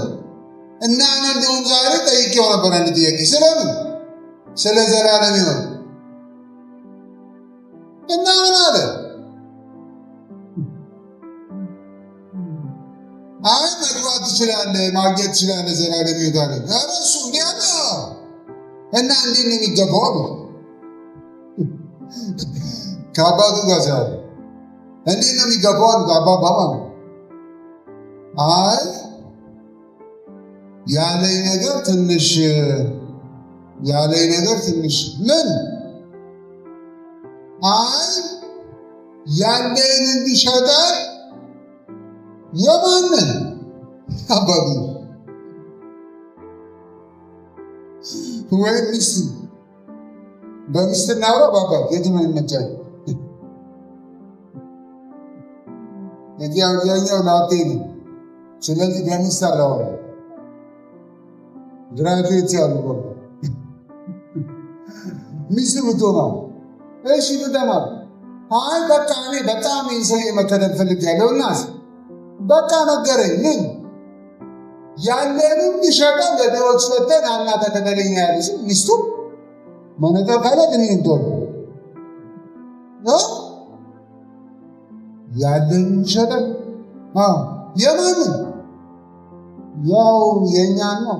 የእኛን የኔ ይበል የእኛን ይላል እንዴ ደግሞ የራስን ችግር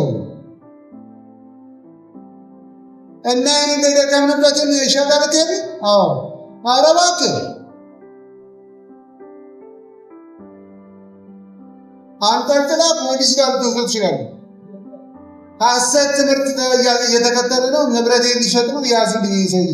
እንደውም አይምሮውን እጠራጠረዋለሁ።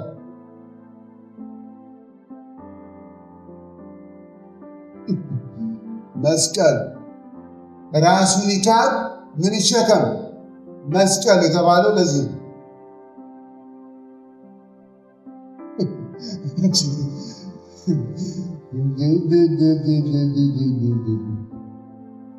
እና ለአባቱ ቢነግርሽ ቆይቶ ላጤ ነው ለአባቱ ሼር ያለው ፋሚሊ ቢዝነስ በቃ ፋዘር እኔ በቃ ሰውየው መከተል ፈልጌ እና ተከተለ። እኔ ያለን ሸጠ ለድሆች ሸጠ ነው የምትከተለኝ ብለው እናስ በቃ እኔ የኔ ሸጬ ነው። ኧረ እባክህ ቤተሰብ ውስጥ ያለውን ያንተን ጤነኛ አይደለም።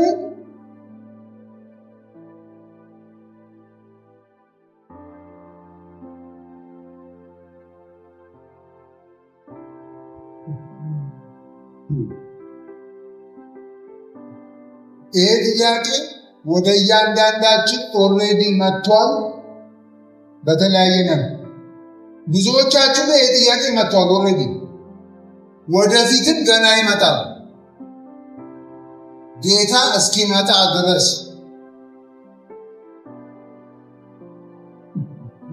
አለበለዚያ እሱን መከተል አይቻልም። ስለዚህ መንግስትን እንደ ልጅ ተቀበሉ የተባለ ለዚህ ልጅ ያሉትን የሚቀበሉ ልጅ ያምናል እንትን ነው ሲባል አሜን ብሎ አፈርስ ነው።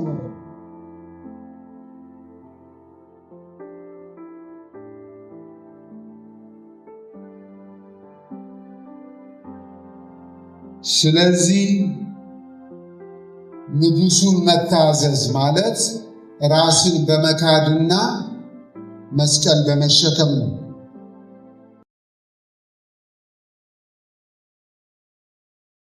ደቀ መዛሙርት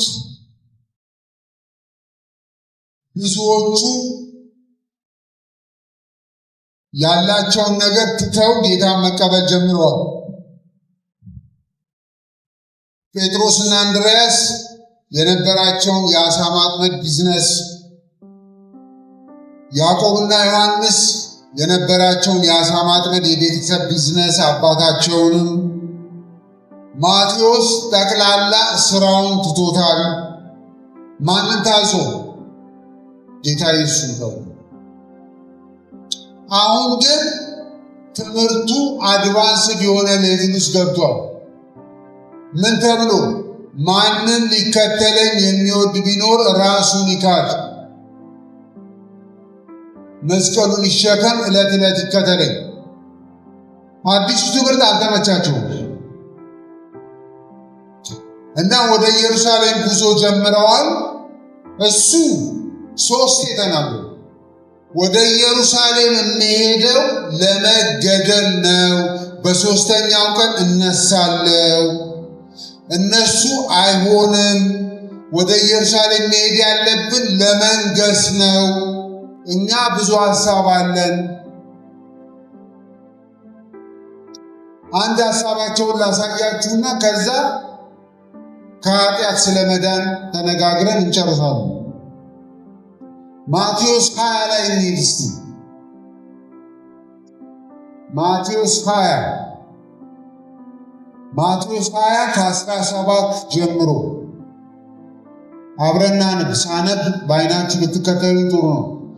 ኢየሱስም ወደ ኢየሩሳሌም ሊወጣ ሳለ ማቴዎስ 20:17 በመንገድ 12ቱን ደቀ መዛሙርት ብቻቸውን ወደ እርሱ አቅርቦ እነሆ ወደ ኢየሩሳሌም እንወጣለን፣ የሰው ልጅም ለካህናት አለቆችና ለጻፎች ይሰጣል፣ የሞት ፍርድም ይፈርዱበታል፣ ሊዘባበቱበትም፣ ሊገርፉትም፣ ሊሰቅሉትም ለአሕዛብ አሳልፈው ይሰጡታል፣ በሦስተኛው ቀን ይነሳል አላቸው።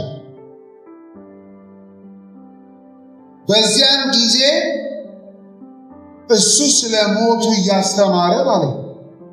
እሱ ስለ ሞቱ እያስተማረ ሁለቱ ያረጉትን ተመልከቱ። በዚያን ጊዜ የዘብዴዎስ ልጆች እናት ከልጆቿ ጋር፣ የዘብዴዎስ ልጆች ማለት ማና ማን ናቸው?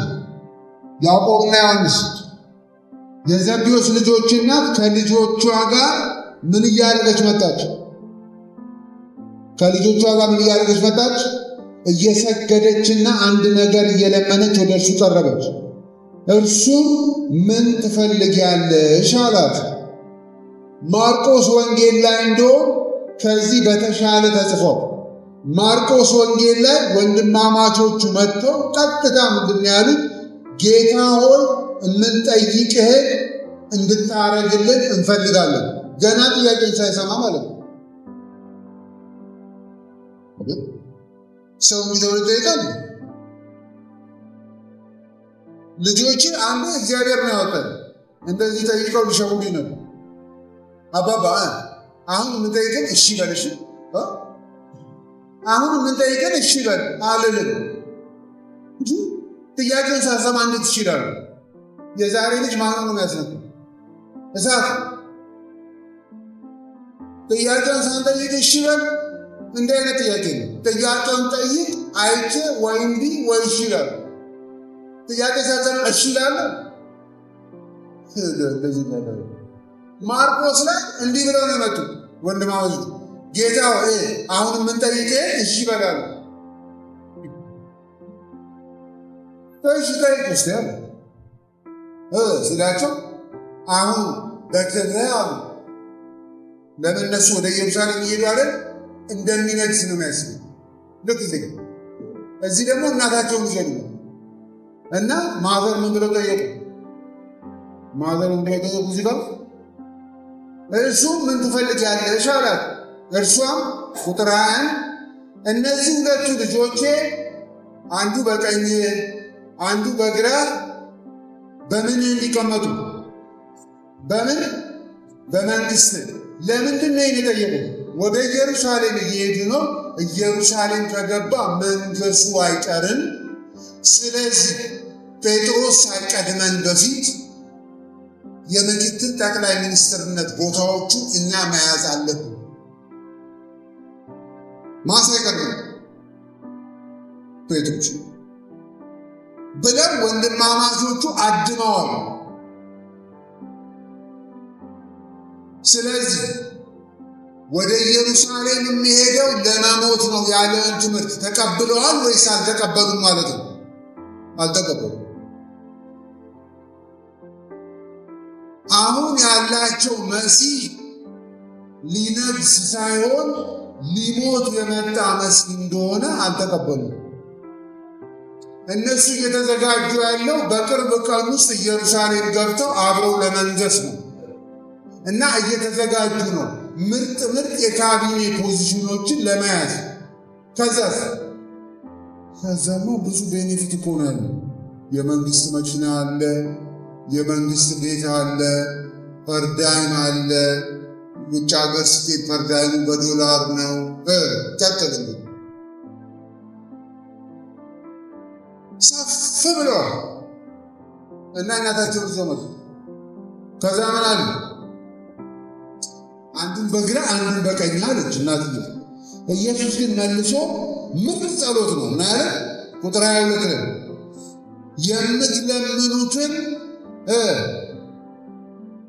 የምትለምኑትን ምን አታውቁም አለ። እንዴት? እኔ ልጠጣው ያለውን ጽዋ ልትጠጡ፣ እኔ የምጠመቀውን ጥምቀት ልትጠመቁ ትችላላችሁ አላቸው። ምን ብለው መለሱ? ምን ብለው መለሱ? እንችላለን።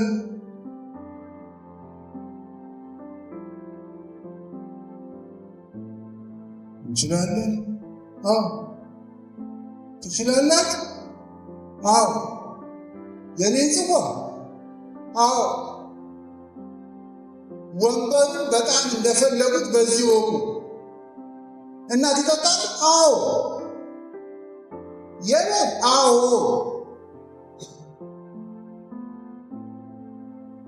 በጣም አስቸጋሪ። ከዛ ምን አለ 23 እርሱ ጽዋዬን ትጠጣላችሁ አይቀርም፣ በቀኝና በግራ መቀመጥ ግን ከአባቴ ዘንድ ለተዘጋጀላቸው እንጂ እኔ የምሰጥ አይደለሁም አለ። በዚህ ባመጣቸው ኖሮ ወንድማማቾቹ ጨክነዋል። የሚጠጣውን ሁሉ ጠጥተን ወንበሩን እንፈልገዋለን። አሁን ይህ ራስን መካድ ሊሆን ይችላል። ይሄ መስቀል መሸከም ሊሆን ይችላል።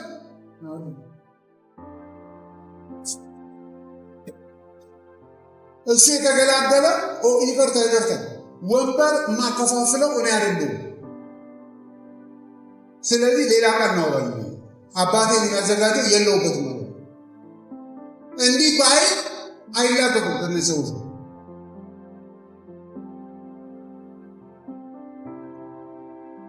ከዛ አስሩ ሰምተው በሁለቱ ወንድማማቾች ምን አሉ ነው የሚለው? ምን አሉ? ተቆጡ። የተቆጡት ለምንድን ነው? እናንተ ሼም የላችሁ? ስንታውን መስቀል ስለመሸከም እየተማርን እንዲህ አይነት ተራ ጥያቄ ታነሳላችሁ? ሼም አይደል ብለው ነው የተቆጡት። ለምንድን ነው የተቆጡትማ? ስለተቀደሙ ነው። አየህ፣ ለካቢኔ ፖዚሽኑ ሁለቱ ቀደሟቸው እንጂ አጀንዳው የስንቱ ነው? የሁሉም።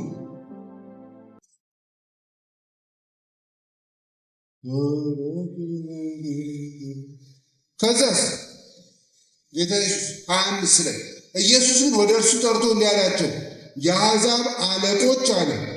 የአሕዛብ አለቆች እንዲገዟቸው ታላላቆቹም በላያቸው እንዲሰለጥኑ ታውቃላችሁ። በእናንተ እንዲህ አይደለም። ነገር ግን ማንም ከእናንተ ታላቅ ሊሆን የሚወድ የእናንተ ምን ይሁን? አገልጋይ። ከእናንተ ማንም ፊተኛ ሊሆን የሚወድ የእናንተ ባሪያ ይሁን። እንዲሁም የሰው ልጅ እኔ እንኳን ሊያገለግል ነፍሱንም ለብዙዎች ቤዛ ሊሰጥ እንጂ እንዲያገለግሉት አልመጣም። እናንተን ተዉት። እኔ እንኳን ለስልጣን አይደለም አሁን የመጣሁት። ለምንድን ነው? ለማገልገል ነው የመጣሁት። እንዴት? በመሞት። ይህ ሶስተኛው ነጥብ ነው። ንጉሱን በመታዘዝ ንጉሱን በመታዘዝ እንዴት? ጨውና ብርሃን በመሆን ንጉሱን በመታዘዝ እንዴት? ራስን በመካድና መስቀል በመሸከም ንጉሱን መታዘዝ እንዴት? በማገልገል ዝቅ ብሎ በማገልገል። ማቴዎስ 20 ከ20 እስከ 28 ሬፈረንሱ መውሰድ ይችላላችሁ። ሶስተኛው ነጥብ ንጉሱን መታዘዝ እንዴት? ዝቅ ብሎ በማገልገል። እኔ እንኳን የመጣሁት ላገለግል ነው አላቸው። እኔ እንኳን እናንተ ግን አሁን ለስልጣን ሽኩቻ ውስጥ ገብታችኋል አለ። ይሄ የኪንግደም ስታይል አይደለም፣ የዓለም።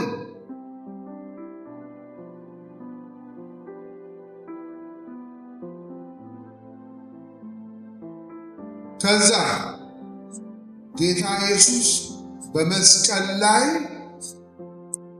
መከራ ሲቀበል ልበል። ግን ጌታ ኢየሱስ የከበረው በምን ላይ ነው? በምን ላይ ነው የከበረው? መስቀሉ ለእሱ የውርደት ቦታ ነው ወይስ የክብርን ቦታ ነው? የሁለቱም አይደል? የከበረውን ተሰቅሎ ነው። ልክ እዛ በግራና በቀኝ እነማን ናቸው የተሰቀሉት? በግራና በቀኝ የተሰቀሉት እነማን ናቸው? እሺ፣ ግን የያዕቆብንና የዮሐንስን ጥያቄ ቢመልስላቸው ኖሮ እነማን ነበሩ ግራና ቀኝ የሚሰቀሉት?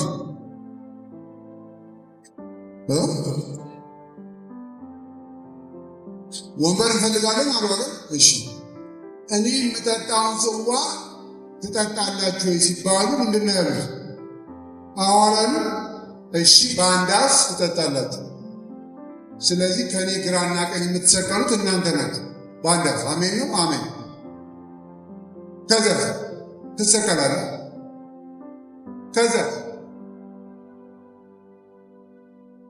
ከዛ ምን ሆነ ንገራት።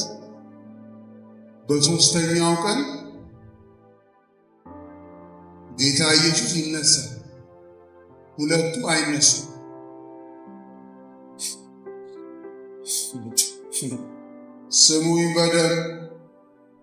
ስሙኝ በደንብ።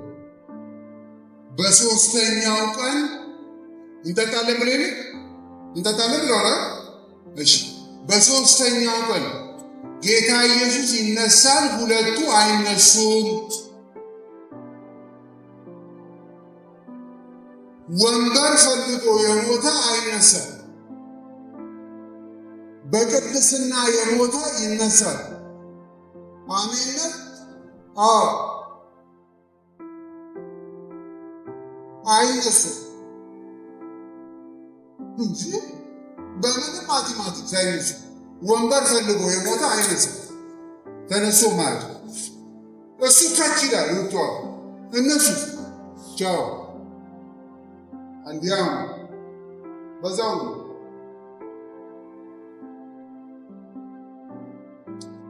እና ይሄ የያዝነው ሕይወት ጥንቃቄ ሊፈቅደው ይመስላል።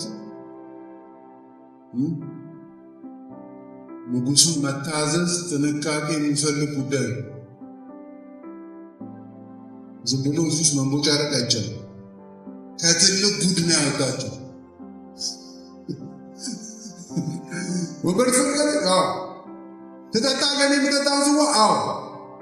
በአንድ አፍ አሜን ብላ ብሎ ቢያስገባቸው አለቀ፣ ቻው። ለዚህ ነው እናንተ ልጆች ታሳዝኑኛላችሁ ነው ያላቸው። ደግነቱ እኔ ጸሎታችሁን አልመልስም። የቱ ጸሎት? የወንበር ጸሎት በመልስ ሁለታችሁ ዜሮ ነው የምትወጣው።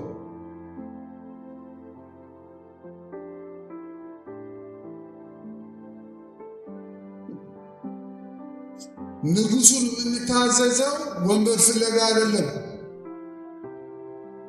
ዝቅ ብሎ ለማገልገል ነው።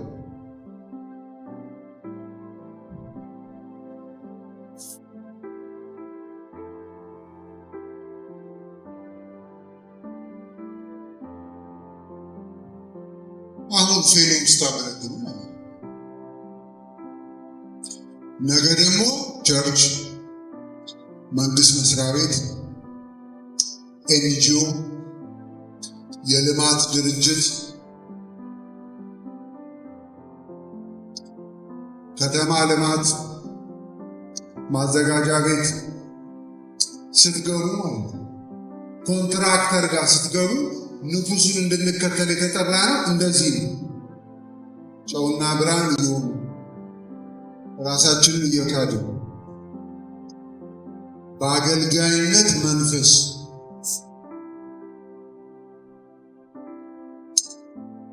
እሺ፣ ይሄን ሁሉ ያወጣሁት ንጉሥ ነው ከሚለው አዳኝ ነው ከሚለውስ ከኃጢአት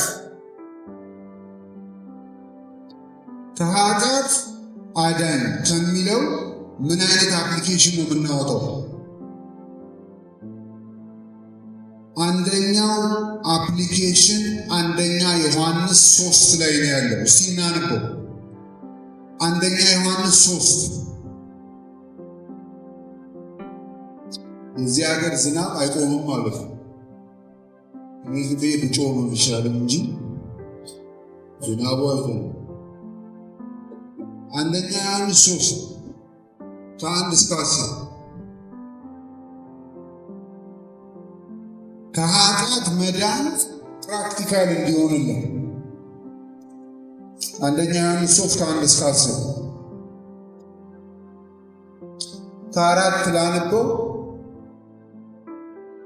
ኃጢአትን የሚያደርግ ሁሉ አንደኛ ዮሐንስ 3:4 ኃጢአትን የሚያደርግ ሁሉ አመፅን ደግሞ ያደርጋል፣ ኃጢአትም አመፅ ነው። እርሱም ኃጢአትን ሊያስወግድ እንደተገለጠ ታውቃላችሁ። ጌታ ኢየሱስ ማለት ነው። ኃጢአትን ሊያስወግድ ነው የተገለጠው፣ በእርሱም ኃጢአት የለም። እሺ ቁጥር 6 በእርሱ የሚኖር በክርስቶስ የሚኖር ሁሉ ኃጢአትን አያደርግም። ኃጢአትን የሚያደርግ ሁሉ አላየውም፣ አላወቀውም። ቁጥር 6ን በእንግሊዝኛው ካላየነው ትንሽ ግራ ሊያጋባ ይችላል። በእርሱ የሚኖር ሁሉ ኃጢአትን አያደርግም ብሎ ነው የሚዘለው። ስለዚህ አንድ ራሱን የራሱን ሕይወት የሚያደርግን አማኝ እንዴ በእርሱ ቢኖር ኃጢአት አያደርግም? አዎ። በቃ በእሱ ቢኖር ኃጢአት አያደርግም? አዎ። ቆይ በእሱ ቢኖር ምንም ኃጢአት አያደርግም? አዎ። እና ቆይ እኔ መቼ ዕለት የሰራሁት ኃጢአት ምሳሌ ብቻ ሰርቼ ነበር። በእርሱ ቢኖር ኃጢአት አያደርግም ከተባለ እንዴት ነው የሚል ጥያቄ ይፈጥራል። እንግሊዝኛው ግን ቨርቡን ያስተካክለው። እዚህ ጋር ፕሬዘንት ቴንስ በእርሱ ቢኖር ኃጢአት አያደርግም ዝግት ነው የሚለው አማርኛው ጥሩ ትርጉም አይደለም። እንግሊዝን ስታነቡት whoever lives in him ይልና በፕሬዘንት ኮንቲኒዩስ ቴንስ ነው የሚያስቀምጠው። whoever lives in him does not continue to sin ነው የሚለው። ምን ማለት ነው? በክርስቶስ መኖር ኃጢአት ማረጉን አይቀጥልም ነው የተባለው። ልዩነት አለ። ኃጢአት አያረግም ሲባልና ኃጢአት ማረጉን አይቀጥልም። ጠዋት ብያለሁ አይደል? የሰው ልጅ ዋና ችግር ምንድን ነው? ኃጢአት። ጌታ ኢየሱስ የመጣው ምንን ሊያስወግድ ነው የሚለው ዮሐንስ? ኃጢአትን ሊያስወግድ። ከሕይወታችን ውስጥ ስንቀበለው የእሱን ሞትና ትንሣኤ እንድናለን። ግን ከኃጢአት መዳን ግራጁዋል አፕሊኬሽንም አለው። ሁሉ ነገር ያን ቀን አይደለም የሚቆመው። ግራጁዋል አፕሊኬሽን አለ። ማንም በክርስቶስ ቢኖር ኃጢአት ማረጉን አይቀጥልም ማለት ማንም በክርስቶስ ቢኖር ኃጢአት ድሮ እንደሚጥመው እየጣመው ወደ ጌታ ከመምጣቱ በፊት ኃጢአት እንደሚጥመው አሁንም እየጣመው ኃጢአት ማረጉን አይቀጥልም ማለት ነው። ባይዘዌ ዳግም መወለድ መጀመራችንን ያወቅነው ድሮ የምንሰራቸው ኃጢአቶች አሁን እያስጠሉን ስለመጡ ነው። ልክ ነኝ? በልምምዳችሁ እንደሱ አይደል የሆነው? መለወጥ መጀመራችንን እኛም ሰዎች የሚያወቁት ምን እያስጠላን ስለመጣ ነው? ድሮ የምንወደው ኃጢአት እያስጠላን ስለመጣ ነው። በዚህ ነው መለወጥ እንደጀመርን እያወቅ ነው። የምጠቀመውን ቃል ልብ ብላችሁ ስሙ። መለወጥ እንደጀመርን ነው። ማንም ተለውጦ ያለቀ የለም። ሁላችንም ራሳችንን አጤን። ተለውጦ ያለቃል እንዴ? ስለዚህ ጌታ ኢየሱስ የመጣው ኃጢአትን ሊያስወግድ ነው። ምን አለ ዮሐንስ? ማንም በክርስቶስ ቢኖር አለ ኃጢአት መስራቱ አይቀጥልም፣ ደስ እያለ አለ። ኃጢአት ያስጠላዋል። ቢሰራ እንኳን በጣም ተጸጽቶ ወደ እግዚአብሔር በእንባ ይመጣል። ጌታ ሆይ ዛሬም እንደገና ወደድኩ ብሎ እያለቀሰ ማለት ነው።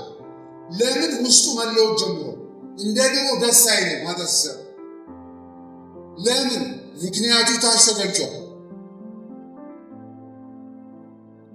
ቁጥር 7 ልጆች ሆይ ማንም አያስታችሁ፣ እርሱ ጻድቅ እንደሆነ ጽድቅን የሚያደርግ ጻድቅ ነው። ኃጢአትን የሚያደርግ ከዲያብሎስ ነው። ኃጢአትን የሚያደርግ ከዲያብሎስ ነው ማለት ኃጢአት እየጣመው ደስ እያለ ምንም ሳይጸጽተው የሚያደርግ ማለት ነው። ቦርናጌ የሆነ ሰው እንደዚህ ሊሆን አይችልም። ኃጢአትን የሚያደርግ ሁሉ አላየውም አላወቀውም። ቁጥር 7 ልጆች ሆይ ማንም አያስታችሁ፣ እርሱ ጻድቅ እንደሆነ ጽድቅን የሚያደርግ ጻድቅ ነው። ኃጢአትን የሚያደርግ ከዲያብሎስ ነው። ዲያብሎስ ከመጀመሪያ ኃጢአትን ያደርጋልና፣ ስለዚህ የዲያብሎስን ሥራ እንዲያፈርስ የእግዚአብሔር ልጅ ተገለጠ። ከእግዚአብሔር የተወለደ ሁሉ ኃጢአትን አያደርግም። እንግሊዝኛውን ብናነበው ከእግዚአብሔር የተወለደ ሁሉ ኃጢአት ማድረጉን አይቀጥልም ነው የሚለው። ኃጢአትን አያደርግም። ለምን ብሎ ቀጥሎ ምክንያቱን ይናገራል። ከእግዚአብሔር የተወለደ ሁሉ ኃጢአትን አያደርግም። ለምን? ዘሩ በእርሱ ይኖራልና ከእግዚአብሔርም ተወልዷልና ኃጢአትን ሊያደርግ አይችልም። በክርስቶስ መሆን የጀመረ ሰው ኃጢአትን ደስ እያለው ማድረግ የማይችለው ምኑ በሱ ስለሚኖር ነው። ዘሩ የማዘር የእግዚአብሔር ዘር ውስጡ ስለገባ ነው። ኃጢአቱ እያሰላው የመጣው የእግዚአብሔር ዘር ውስጡ ስለገባ ነው። ለዚህ ነው ንጉሡን መታዘዝ እንዴት አዳኝ ነው። ስለዚህ ከኃጢአቴ እየዳንኩ ነው የምታገሉ። ከኃጢአቴ እየዳንኩ ነው የምታገሉ። ለምን? የእግዚአብሔር ዘር እኔው ስለሚኖር ነው። በእኔ ጉልበትና አቅም አይደለም፣ በእግዚአብሔር ጸጋ። በእኔ ጉልበትና አቅም አይደለም፣ በእግዚአብሔር ጸጋ። እንሂድ ቲቶ 2 ላይ ቲቶ 2 የእግዚአብሔር ጸጋ ቲቶ 2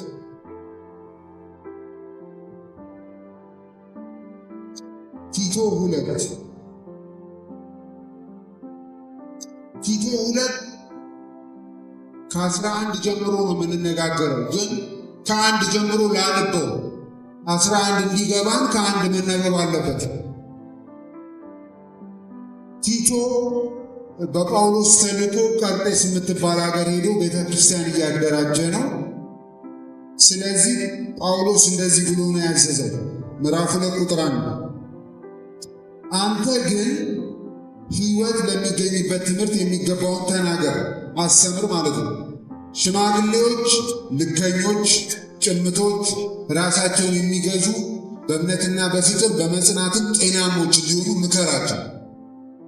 እንዲሁም አረጆች ሴቶች አካሄዳቸው ለቅዱስ አገልግሎት የሚገባ የማያሙ፣ ለብዙ ወይን ጠጅ የማይገዙ፣ በጎ የሆነውን ነገር የሚያስተምሩ ይሁኑ። ቆነጃጅትን ያገቡ ወጣት ሴቶች ማለት ነው።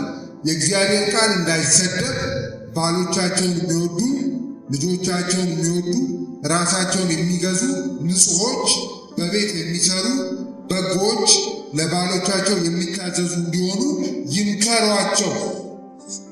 ቆነጃጅት ሴቶችን የሚመክሩ ትልልቆቹ ሴቶች ናቸው። ጎበዞችም ወጣት ወንዶች እንዲሁ ራሳቸውን እንዲገዙ ምከራቸው። ለምንድን ነው እንዲህ መኖር ያለብን ተብሎ ቢጠየቅ ጳውሎስ ምክንያቱም ቁጥር 11 ላይ እንደተናገረ ለምንድን ነው እንዲህ መኖር ያለብን? እንዲህ መኖር ይቻላል። ሲጀመር ይቻላል። ምክንያቱስ ቁጥር 11 ሰዎችን ሁሉ የሚያድን የእግዚአብሔር ጸጋ ተገልጧልና። ሰዎችን ሁሉ ከምን የሚያድን? ከምን የሚያድን? ከኃጢአት የሚያድን፣ ከዓለማዊ አኗኗር የሚያድን ጸጋ ተገልጧል። ጸጋው ተገልጦ በቃሉ በመንፈሱ በፌሎሺፕ ስለተሰጠን ነው እንደዚህ መኖር ትችላላችሁ የተባለው። ጨውና ብርሃኑ ነው የተባልነው ለዚህ ነው፣ ጸጋው ስለተሰጠ ነው። ጽድቃችሁ ከጻፎችና ከፈሪሳውያን ጽድቅ ይግለጥ የተባልነው ምን ስለተሰጠ ነው? ጸጋ ስለተሰጠ ነው። እሺ ጸጋው እንዴት ነው የሚረዳ? ቁጥር 12 እና 13 ይህም ጸጋ ኃጢአተኝነትንና ዓለማዊ ምኞትን ክደን የተባረከውን ተስፋችንን እርሱም የታላቁን አምላካችንና የመድኃኒታችንን የኢየሱስ ክርስቶስን ክብር መገለጥ እየጠበቅን ራሳችንን በመግዛትና በጽድቅ እግዚአብሔርንም በመምሰል በአሁኑ ዘመን እንድንኖር ያስተምረናል። ምኑ ነው ያስተምረን? ጸጋው። እንዴት? በቃሉ በኩል የሚመጣው ጸጋ ነው። በቃሉና በመንፈስ በኩል የሚመጣው ጸጋ ነው። እርስ በርስ ፌሎሺፕ ስናደርግ የምንቀበለው ጸጋ ነው። እሱ ጸጋ ምን ያደርጋል? ኃጢአተኝነትን ኖ እንድል ያደርገኛል። የኃጢአት ግብዣ ሲመጣልኝ ኖ እንድል ያደርገኛል። የዓለማዊነት ግብዣ ሲመጣልኝ ኖ እንድል ኃይል የሚሰጠኝ ጸጋው ነው። ግን ከተማርኩ ነው፣ ለመታዘዝ ፈቃደኛ ከሆንኩ ነው። ጸጋው በግድ ማጅራቴን ይዞ ታዘዝ አይለኝም። እኔ ለጸጋው ፈቃዴን ስሰጥ ኃጢአተኝነትን ያስክደኛል፣ ዓለማዊ ምኞትን ያስክደኛል። የጌታን ዳግም ምጽአት እየጠበቅኩ እንድኖር ያስችለኛል። ከዛስ ራሴን እየገዛሁ እንድኖር ያስችለኛል። ጽድቅን እያረኩ እንድኖር ያስችለኛል። እግዚአብሔርን እየመሰልኩ እንድኖር ያስችለኛል። ምኑ? ጸጋው። ለዚህ ነው ጽድቅህ ከጻፎችና ከፈሪሳውያን ጽድቅ ይብለጥ የተባልኩት። ለዚህ ነው ጠላቶችን መውደድ ትችላለህ የተባልኩት። ለዚህ ነው ለሚያሳድዱ መጸለይ ትችላለህ የተባልኩት። ለዚህ ነው የሚረግሙን መመረቅ ትችላለህ የተባልኩት። በራሴ ሳይሆን በጸጋው ነው። ግን በጸጋው ነው ሲባል ራሳችሁን እንዳታታሉ። ጸጋው ወደ እናንተ የሚመጣው በቃሉ ነው። የእግዚአብሔር መንፈስ በቃሉ ወደ እናንተ የሚመጣው። ልክ ግብዣው ሲመጣ የእግዚአብሔር መንፈስ ይህን እንዳታረግ ኃጢአት ነው ይላል። እሺ ስል እሱ እዛው አለ ሊረዳኝ። እምቢ ካልኩስ በግድ አንገቴን ይዞ አይረዳኝም። የእግዚአብሔር መንፈስ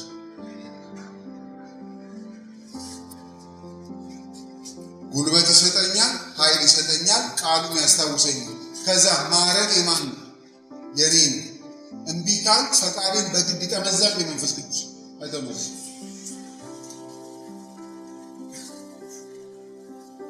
ልጨርስ። ካለንበት በጣም አስቸጋሪ ወቅታዊ ሁኔታ መውጣት የምንችለው ላለንባቸው አካባቢዎች ሁሉ መፍትሄ መሆን የምንችለው እኔ እንደተረዳሁት ጨውና ብርሃን በመሆኑ ነው። ለዚህ ሀገር ራሱ መፍትሄ ማምጣት የምንችለው እኛም እንደነሱ ከሆኑ ተያይዞ ማለት ነው። እንደ ክርስቶስ የምኖር ከሆነ ግን ለውጥ አመጣል። ዋጋ ሊያስከፍለኝ ይችላል፣ ግን ለውጥ ይመጣል። ለምን? ቃሉ ጉልበት ስላለ፣ ጽድቅ ጉልበት ስላለ፣ ቅድስና ጉልበት ስላለ። ከጨለማና ከብርሃን ጉልበት ያለው ማን ነው? ከጨለማና ከብርሃን ጉልበት ያለው ማን ነው?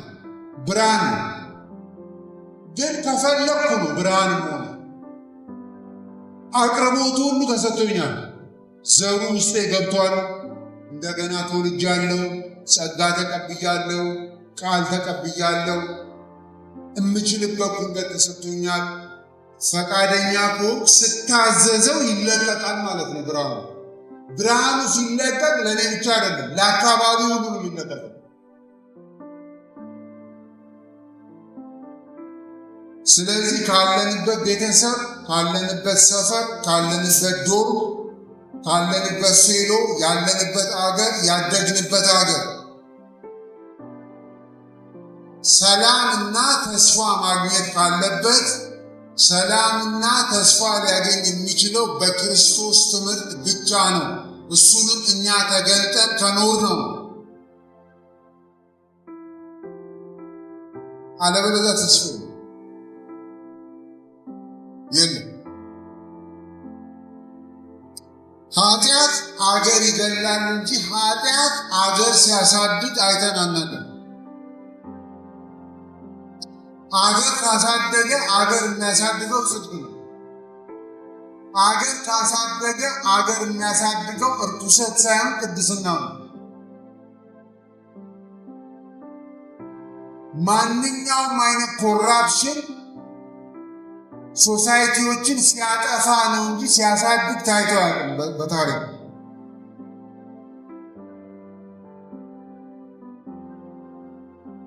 ስለዚህ ተስፋ ያለው የክርስቶስ ወንጌል ትምህርት ውስጥ ነው። ተስፋ ያለው የወንጌል ሕይወት ውስጥ ነው። ወንጌል የተሰጠው ለእኛ ነው፣ ለቤተ ክርስቲያን ነው። ስለዚህ ከዓለም ይልቅ የተሻለ እውነት ያለን እኛ ነው።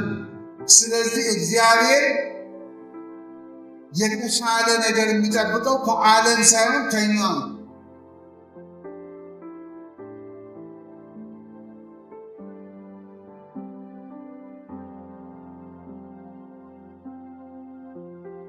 እግዚአብሔር የተሻለ ነገር የሚጠብቀው ከቤተ መንግስት ሳይሆን ከቤተ ክርስቲያን። ለምን? ትልቁነት እግዚአብሔር የሰጠው ለቤተ መንግስት ነው? ለቤተ ክርስቲያን? ለቤተ ክርስቲያን። ስለዚህ ሲቀጣ ከፈረድን ፍርድ ከየት ይጀምራል ነው ያለው? ከቤተ መንግስት ከቤተ ክርስቲያን።